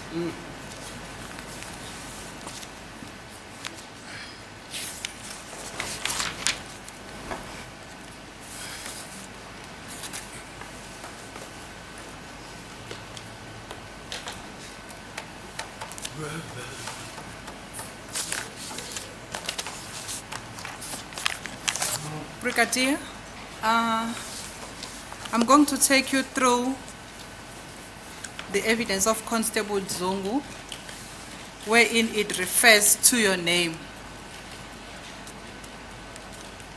Yes, I'm listening, my lord. And as well as your involvement in this case. I'm listening, my lord.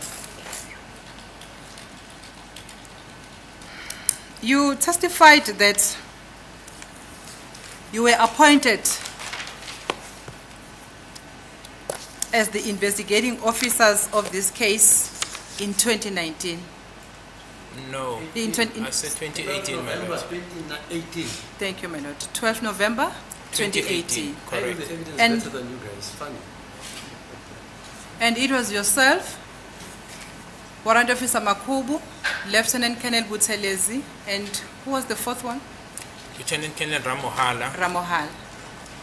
And then in addition, then I said the custodian of the case, my lord, was the cold case unit, which then brought in then Sergeant Mukola and Mohane. Ngishilo ke ukuthi nge-12 kaNovember 2018 ngaqokwa ke ukuthi ke phenye icala leli kwakuyimina warrant officer Makhubo, Lieutenant Colonel Buthelezi, Lieutenant Colonel Muhala, ngoba ke i-case lena ke engaphansi kwayo ke i-cold case kwase mina naye ke u Sergeant Mukhula noMohane. Okay. For how long did you investigate together this case, the four of you who were appointed to investigate this matter? The four of you, for how long did you work together, if you ever worked? If you can just clarify No, that aspect for me. It wasn't long, my lord, because by January 2019, when Docket 375 was registered, the differences were there. So the cracks happened right at the beginning. As I've said, when we had to analyze and come with a view as to what happened, we differed from there, so things just didn't kick off in the right direction, my lord. But there were times when we engaged together, but it just went off, and then subsequently the Docket 375 in January of 2019 was then registered, so things were worse by that time, my lord. Ingabe ke kube isikhathi esingakanani ke nisebenza noba u4 ke ndawonye akubanga ke isikhathi eside ke lokho ngoJanuary ke ka2019 uma ke sekuregister noma sekuvela ke idokodo leli u375 ke ila kwasekuvele ke ukuthi ke kukhona ke ukungaboni ngasonye kwase kukhona ke kodwa ngoJanuary ka2019 ila izinto ke zayise ngasinhle khona ke. Okay. So as a result of the differences between the four of you, you then splitted, or you were then splitted? We move apart, my lord. There was no directive. As a lead investigator, I never said they must stop reporting to me. They just decided not to report, and then that is why I said even when a senior officer was appointed, this is Brigadier Perumal, where he wanted to get both dockets so that he can advise the National Commission. I gave him this docket.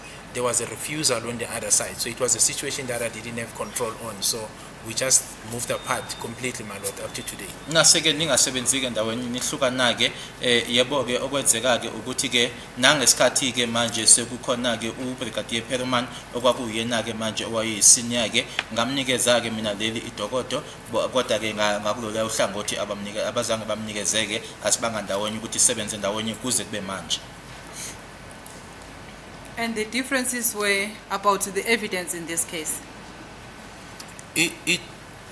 Yeah, so I'll sum it up like this, my lord, to say it was about whether they were intruders or no intruders.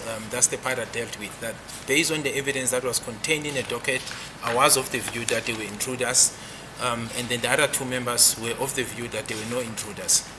Lana esasihlukana khona-ke ngovo-ke kwakuwukuthi-ke ngokobufakazi kobukhona-ke kwidokodo ukuthi babe khona yini abantu abangena kuloya muzi ngelanga-ke lesigameko.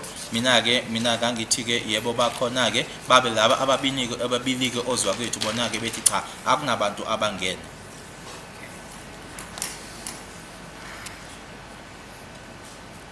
At the time when you split it, I'll take it that this team of yours only survived for 4 months, November, December, January, February, up to March, wherein you split it of the following year. My lord, there was no official splitting. As I said, there was no time where it was said on this date we must go a separate way. All I'm saying is that 12th November we get appointed, 2018. The first exercise is that we must read and analyze the docket. The difference starts there. But I'm saying now in 2019, when docket, in January, not even 4 months, just in January, when this docket 375 was read, because I was not even informed that it would be registered. I came to know about it from DPP Johannesburg, and I know that part of the things, that's why I said things got worse, because part of the assertions when I heard from DPP Johannesburg, it was making allegations that there is a statement of Mr. Thorpe which I apparently took and I did not place in the docket, which was completely untrue and incorrect, because the statement was in the docket and it has been in the docket, and it was not even the first statement, it was the fourth one. So that part was not accurate. So that's why I'm saying from January, my lord, 2019, things, just tend, but there's no specific date where any management or even from me where we said from today we are not going to work together. We just went apart all the way, my lord. Akukho-ke la kwathiwa khona-ke kunosuku oluthizeke noma ilanga elithizeke la ekuthiwa khona-ke manje kwenziwa isimemezelo ukuthi sesiyehlukana sesasebenza ndawonye. Ngishilo ukuthi aqokwa-ke ngoNovember ka-2018, kodwa-ke ngoJanuwari ka-2019 uma-ke sekuvele leli idokodo u-375 engangingazi-ke ngalo mina ngatshelwa-ke eJoburg e-DPP kumahhovisi abashushisi-ke ukuthi kunaleli dokodo-ke futhi la esekuvela khona-ke insolo zokuthi-ke kunestatimende-ke sikaHlophe mina-ke engasikhipha noma engasifakanga khona lapho, kodwa ngaso sonke isikhathi nje lelo dokodo lelo statement leso sasikhona silapho. So kwakungoJanuwari nje emuva kokuthi siqokwe ngoNovember la manje esasesihlukene noma singasebenzi ndawonye. Okay.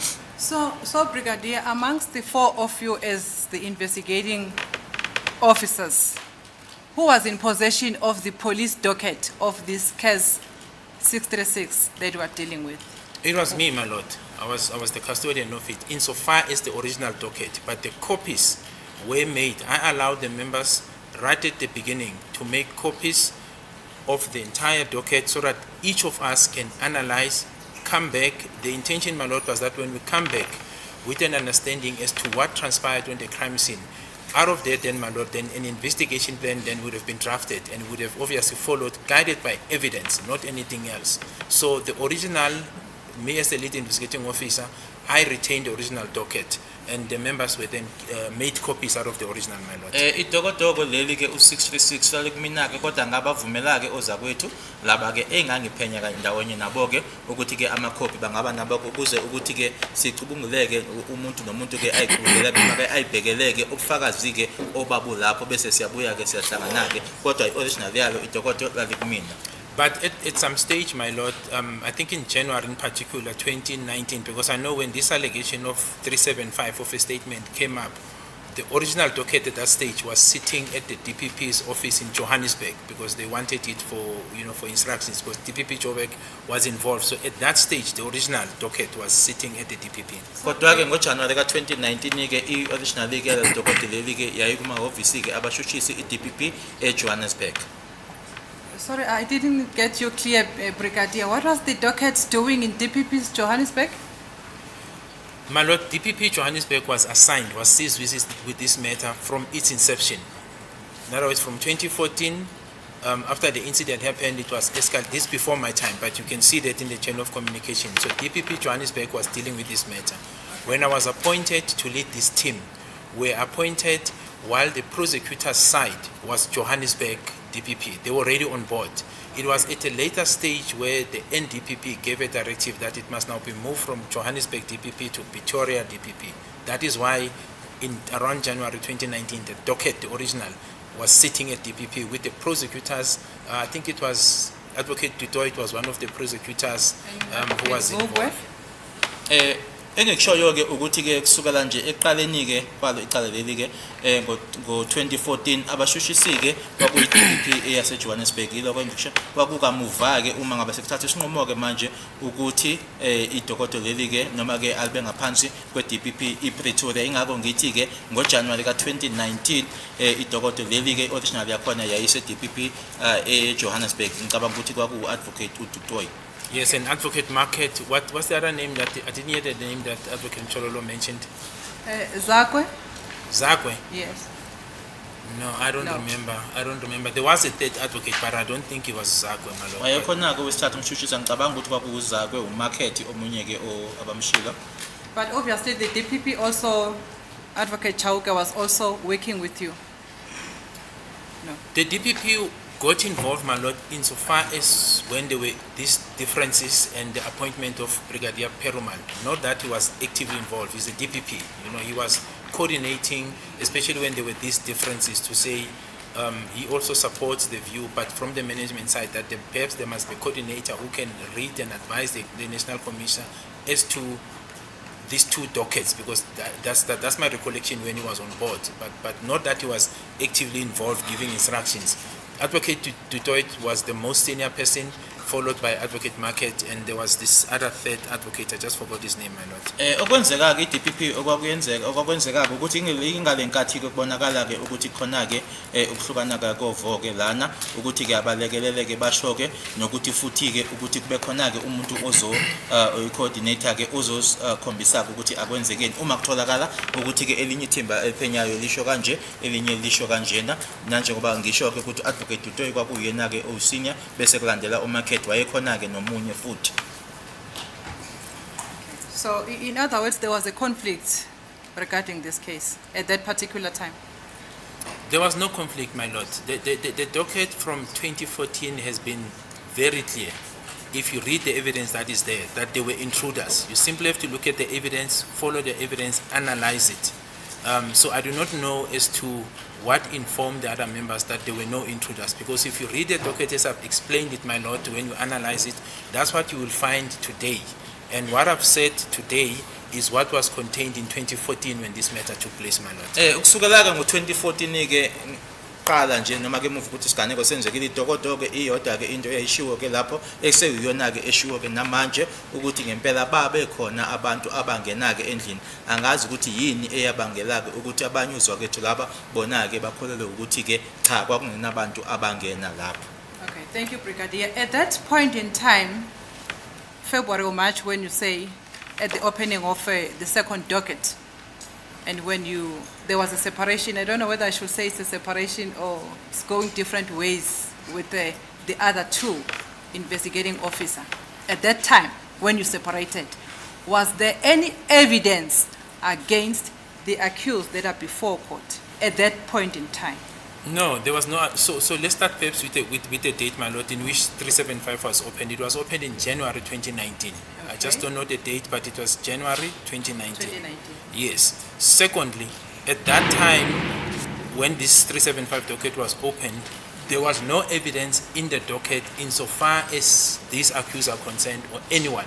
We were still investigating, my lord. Okokuqala ke angiqale lana ukuthi ke idokotela lo 375 lona ke lavulwa ke ngoJanuary ka 2019 ngaleso sikhathi leso ke sokuvulwa ke lelo dokotela 375 kwakungekho ubufakazi ke obukhomba kubasolwa ke laba abaphambi kwankantolo noma ke bukhomba sathi saphenya ke ngaleso sikhathi.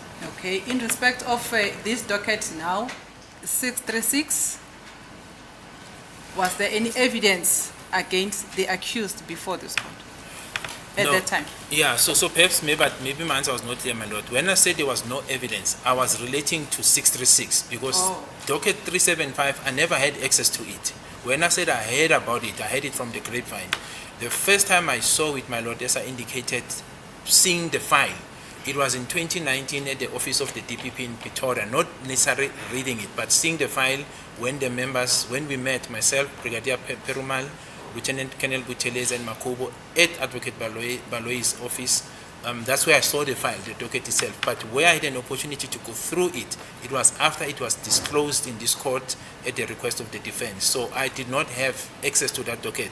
The evidence I'm referring to in relation to this accused is insofar as docket 636 of 10/2014. Uma ngithi ke kwakungenabufakazi babukhona ke ngakubona la abasolwa ke laba phambi kwenkantolo ngikhuluma ngaleli ke idokodo u636 angikhulumi ngaye ke u375 ngoba nje kwakuyinzwa bathi ngaleso sikhathi ukuthi ke kunedokodo u375 hayi ukuthi mina ngalibheka ke ngase ngiyalifunda ke uma ngilifunda ke lelo dokodo lolo kwakungenkathi ke licelwa ke abameli khona ke la kuleli icala.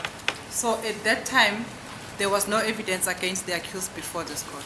Yes, insofar as this docket, my lord, this one that is before court, no, there was nothing. Yebo ngaleso sikhathi leso ke ngikhuluma ngaleli ke idokodo leli eliphambi kwenkantolo ke u636 kwakungekho ubufakazi ke ngakubona abasola ngaleso sikhathi. You guys, maybe it's because I'm particular with English. When you say there was no evidence, do you hear yourself? The right annotation should be at that stage, no evidence was discovered against any person. There was always evidence on the 26th of October 2014 after Senzo was killed. There was evidence. When it was discovered, that's what's critical. That's how I understand the language. As the court pleases me. Understood, my lord. You think I'm wrong? No, I don't think you're wrong, my lord. Yeah, No, It's like Jesus Christ. it's the matter of They say interpretation. he went up on the third day. And you hear this after 20 years. But I think the Doesn't witness, change the initial. but I think the witness was able to understand the question. my lord. Yeah, but he's understanding it wrongly because you are saying there was no evidence. It's not true. As from the 26th of October 2014, after Senzo was killed or murdered, there was evidence. Whether it was discovered or not, that's another story. My lord, I think let's leave it there for Yes, argument. yes, yes, Let's yes. leave it there for argument, my lord. Someone will understand it better. Let's proceed, Brigadier. Now, you have separated. And had the statement of Constable Zongo been obtained at that particular time? If I understand from the evidence, it had not yet. No, it has not been obtained, my lord. Okay. Ngaleso sikhathi leso ke sisakhuluma ngaso ke ubufakazi bakhe ke noma istatement sakhe uConstable Zungu sasingekatholakala. If we go into the record, because Constable Zongo testified that he approached General Lishabane. You were not there, that's why I'm narrating, Brigadier, Yes, you my lord. understand? Yes, you were not there. And then when he approached General Lishabane, the evidence is contained in this record. General Lishabane then called Warrant Officer Makubu, okay, to come and meet with Constable Zungu.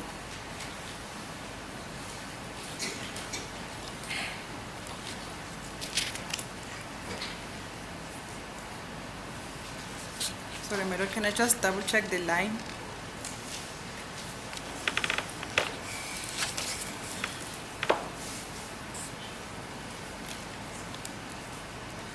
If we can go, just go on page 57 of the transcript record dated 8/9/2023, page 57, line number 60. Yes, my lord, I'm here. I am on page 57. Page 57.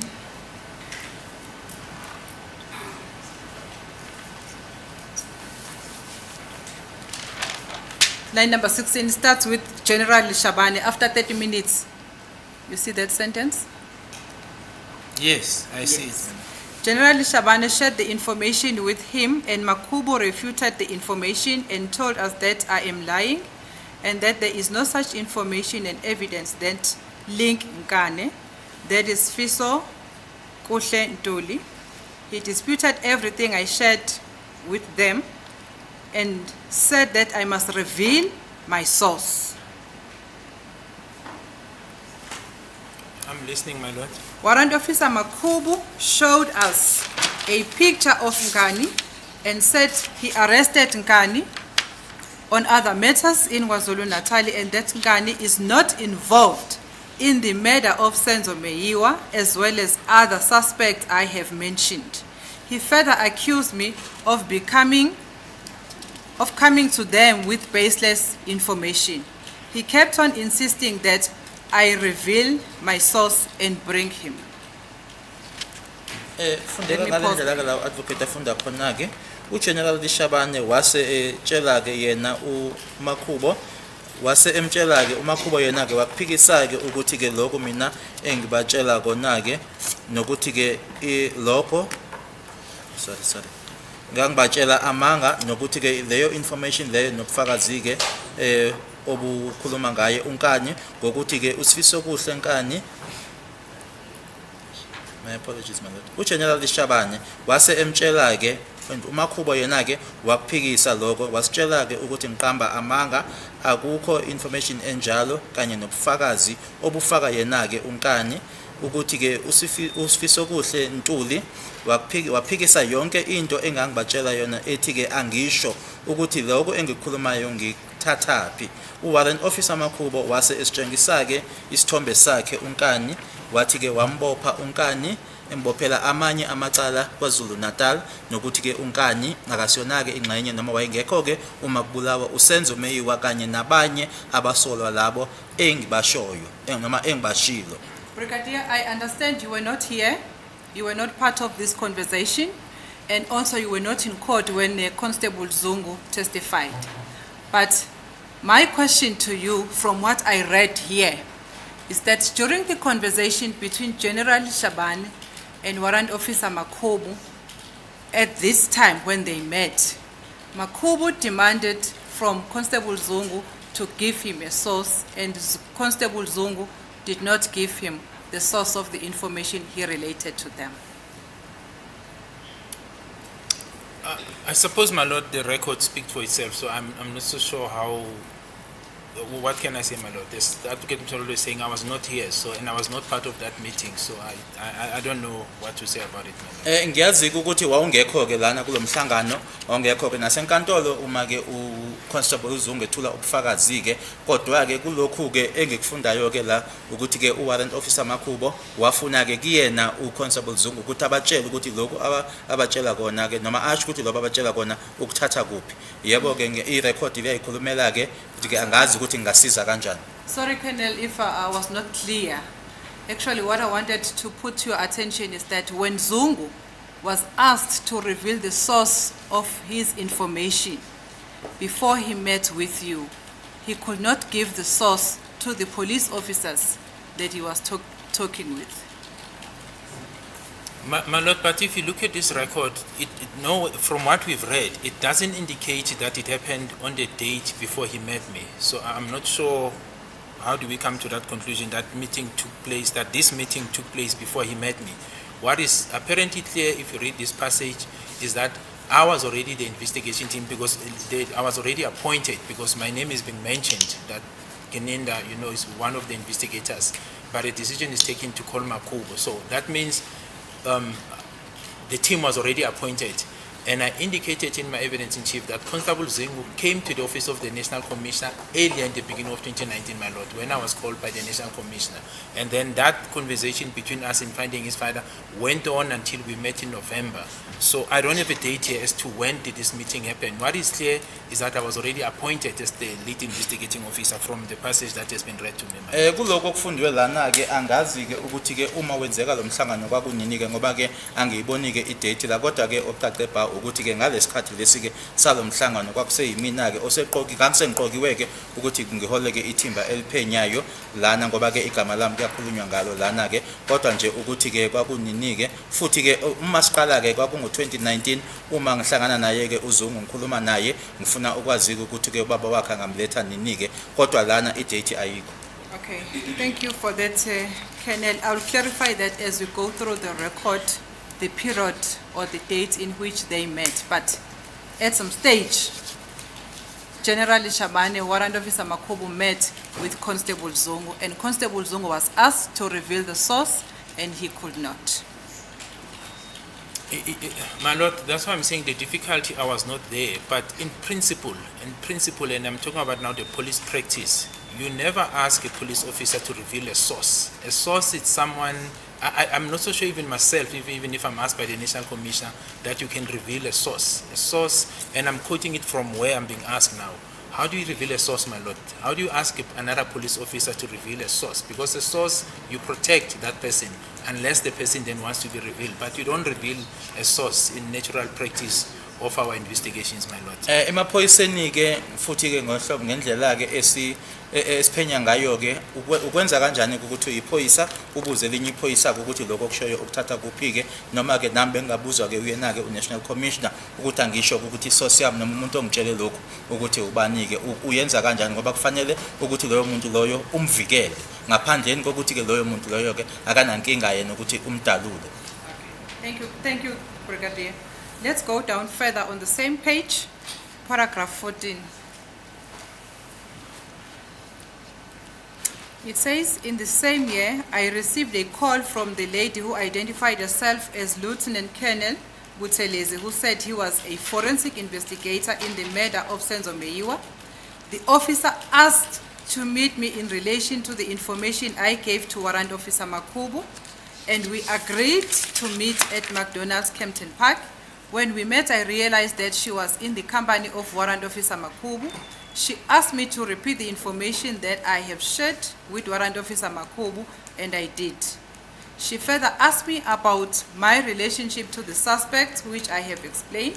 She also asked if I'm related and know Kelly Kumalo, and I told her I do not know her, nor I'm related to her, except for seeing her on social media. Lieutenant Colonel Buthelezi accused me and General Shabane of trying to protect Ms. Kelly and shift the blame to the suspects I was mentioning. She told me that she has evidence that implicates Kelly in the murder and that shooter was one of those who were in the house. I disagreed with her based on the information I had and want discussions that we have no fruitful outcome. In other words, what I'm trying to bring to your attention, Brigadier, here is that the two investigating officers met with General Shabane and continued with involvement in this case to such an extent that they even interviewed or consulted with Constable Zongo, wherein they disputed the information that Constable Zongo gave to them. My lord, so I'll start here with greatest respect, Dr. Mshololo. The portions that we read does not indicate that both members met General Shabane. You can only see insofar as Warrant Officer Makubo meeting with General Shabane. Warrant Officer Lieutenant Colonel Buthelezi and Warrant Officer Makubo met Mr. Zungu alone. At least that's how I'm reading it, my lord. So yes, that is correct. yes. So that is the first aspect, my lord. Uma singaqala lana ke kuloko okufundiwe ke lana akukho la khona ke okushoyo ke ukuthi lamaphoyisa amabili kuLieutenant Ken Buthelezi noWalter Samakhubo bahlangana naye ke uLishabane. Yebo uMakhubo yena ke wayekanye noLishabane kodwa lana uLieutenant Ken Buthelezi noMakhubo bahlangana bodwa ke naye uConstable uZungu. Yeah, but the essence of my question is that the two investigating officers that we had been working with before, they also met with Constable Zongo and dismissed the evidence that was shared by Constable Zongo with them. My lord, that's not how investigation is done. You don't dismiss evidence that is brought to you. You investigate, and the outcome of the investigation will give you the legal results. The correctly objective results will come out of the investigation. You cannot say when someone says this is a situation and based on your views, you simply say this is not true. Based on what? There must be an investigation, and then the outcome of the investigation will drive you to the right conclusion, my lord. Akusiyona ke indlela yokwenza uphenyo ke leyo ukuthi uma umuntu eza kuwe ke ekutshela ke lokho akutshela kona wena ke usuyachitha ke lokho uphikiseke lokho akushoyo ke ukwenza kanjani ke lokho noma ukwenza phezukwane ke lokho ngoba uma umuntu ekutshela ke lokho akutshela kona ke uyahamba uyophenya ke bese kuba uphenyo ke oluzokudalulela ke kuloko okutsheliwe ke wena ukuthi wena kuvele nje uchithe lokho okutshelwayo. Okay, so in other words, these two police officers were wrong for rejecting the information of Constable Zongo. No, my lord. See, I don't want to be dragged to casting aspersions. I'm simply saying the administration correct process. If allegations are made on a matter that you are investigating, someone comes forward to you as an investigating officer and says, I'm giving you this information. These are the possible suspects who are involved. You can't, without evidence, simply say we are dismissing those things. You have to investigate. Then, based on the outcome of the investigation, you can then say this information is incorrect. But you cannot simply say, you cannot simply dismiss the information on the mere presentation of it to you. Engikushoyo mina ke ukuthi nje cha awukwazi ukuthi uma ngabe umuntu kuwena ke eza ke uma ke umphenyi noma umseshi akutsheleke lokho akutshela kona ubuse wena ke awukwamukeli ke uthi cha lokho kushoyo wena ke ayisikona kufanele uhambe ke uyophenya ukuphenyo ke yila usuzathola khona ke manje mayelana naloko okutsheliwe. Is it also correct that you were also called by General Lishabane regarding the presence of Constable Zongo? No. I was not called. I called him, my lord, when I was looking for Constable Zongo. Akusiyena uGeneral Lishabane owashayela mina ucingo imina owashayela yena ucingo kathi ke ngangifuna yena ke uConstable Zongo. And did I get it correctly to say when you also firstly met with Constable Zongo, you also asked for the source? No. Oh, you didn't? No. He told me, my lord, there was no name, there was no mentioning of a source. He told me the information is coming from his father. And then I asked that he must then arrange his father to avail himself. And so there was no, the source never existed between my interaction with Constable Zongo. Uma ngikhuluma naye ke Constable Zongo akukho la khona ke mina ke ngabuza ukuthi ke ubani okutshela lokho uyena owazi kumina ukuthi lo lwazi analo ke walithola kubaba wakhe ngase ngifuna ukwazi ukuthi ke angamletha nini ubaba wakhe. How did you trust the information given by a police officer who had been sitting with the information from 2014 up to 2019 and not disclosing it to any of the police? My lord, it's not a question of trust, it's a question of investigation. When information is given to you, you investigate. The outcome of the investigation will lead you to the truth, to the objective truth. You simply investigate, you will get to the proper outcome, my lord. Walithemba kanjani ke manje noma ke iphoyisa ke eyahlezi ke nento ke eliyazi noma nolwazi ke usukela ngaye u2014 kwayoshaya ke u2019 engatsheli umuntu. Lokho ke akuhlangeneke nokuthemba kodwa ke udaba nje lokuthi ke lokuphenya ukuthi ke lokho okutshelayo uyaphenya ke uphenyo yilona ke oluzokudalulela iqiniso. My lord, can I ask that we adjourn for the day at this stage? I see that I misplaced my questions, my lord, and the records which I intended to use for this area of cross-examination. Can I ask, my lord, that we adjourn and I'll proceed on Monday? Yes, Mr. Baloyi, what's the view?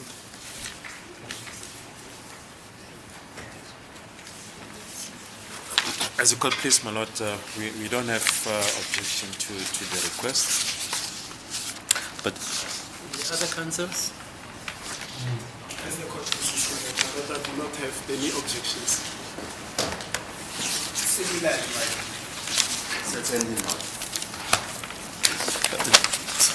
just Can I mention something? Madam? Yes, yes. I did mention it.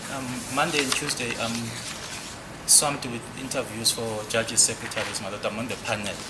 I did mention it to the defense and the others, my lord, and they were having issues with me bringing another interpreter at this stage of the trial.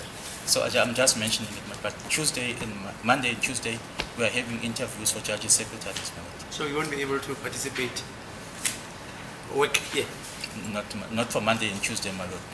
Yeah, there's a new one. Jonas says, as you have heard him, is the chief interpreter for the region. He's got to be in attendance when the decision is made to interview other interpreters No, judges, secretaries, my lord. and judges secretaries. Consequently, he won't be available on Monday and Tuesday, am I correct? We are having interviews for 2 days. please. For 2 days. So it means we come back on what, Wednesday? Yes, but we can come back on Wednesday, madam. my lord, the term ends today. We made special arrangements to sit next week. Can we maybe adjourn to Monday, see what arrangements can be made for Monday? It's not me saying that, he's the one. He says the sessions are on Monday and also Tuesday. Yes. So to say we must come here on Monday, it doesn't mean you won't be interviewing and making selections on Tuesday. We'll see. We'll talk to Mr. Jonas to see if we can arrange for Mr. Ngobo, who usually. As I'm helps saying, I mentioned this to the defense. I was told that at this stage of the trial, it's a crucial one. They wouldn't appreciate another. I was told. I'm saying this on the record, my lord. Well, let's adjourn until Monday, and Mr. Ngobo can then be arranged. We can take it from there. But before we adjourn, my lord, we just want to hand up this exhibit ZZ7, the affidavit of Miss Yolanda Mwe.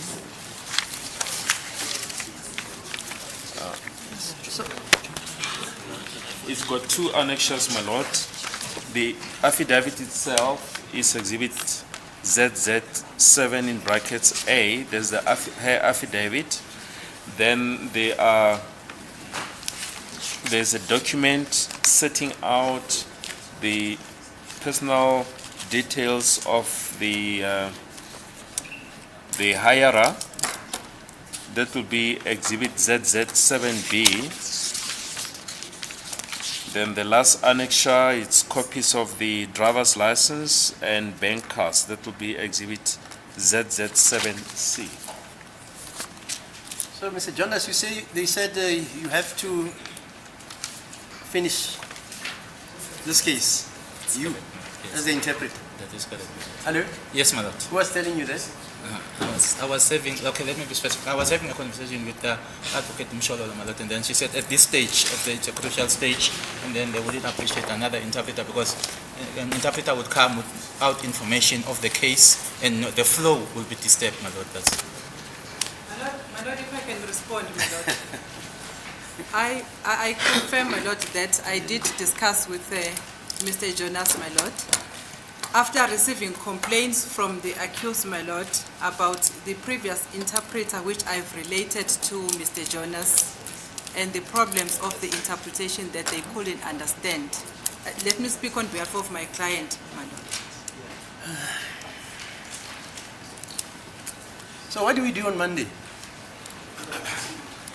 My lord, we suggest that we adjourn to Monday and see what arrangements can be made, but we must proceed on Monday. We have to finish Brigadier Gininda before we adjourn next week. Okay, let's meet on Monday then.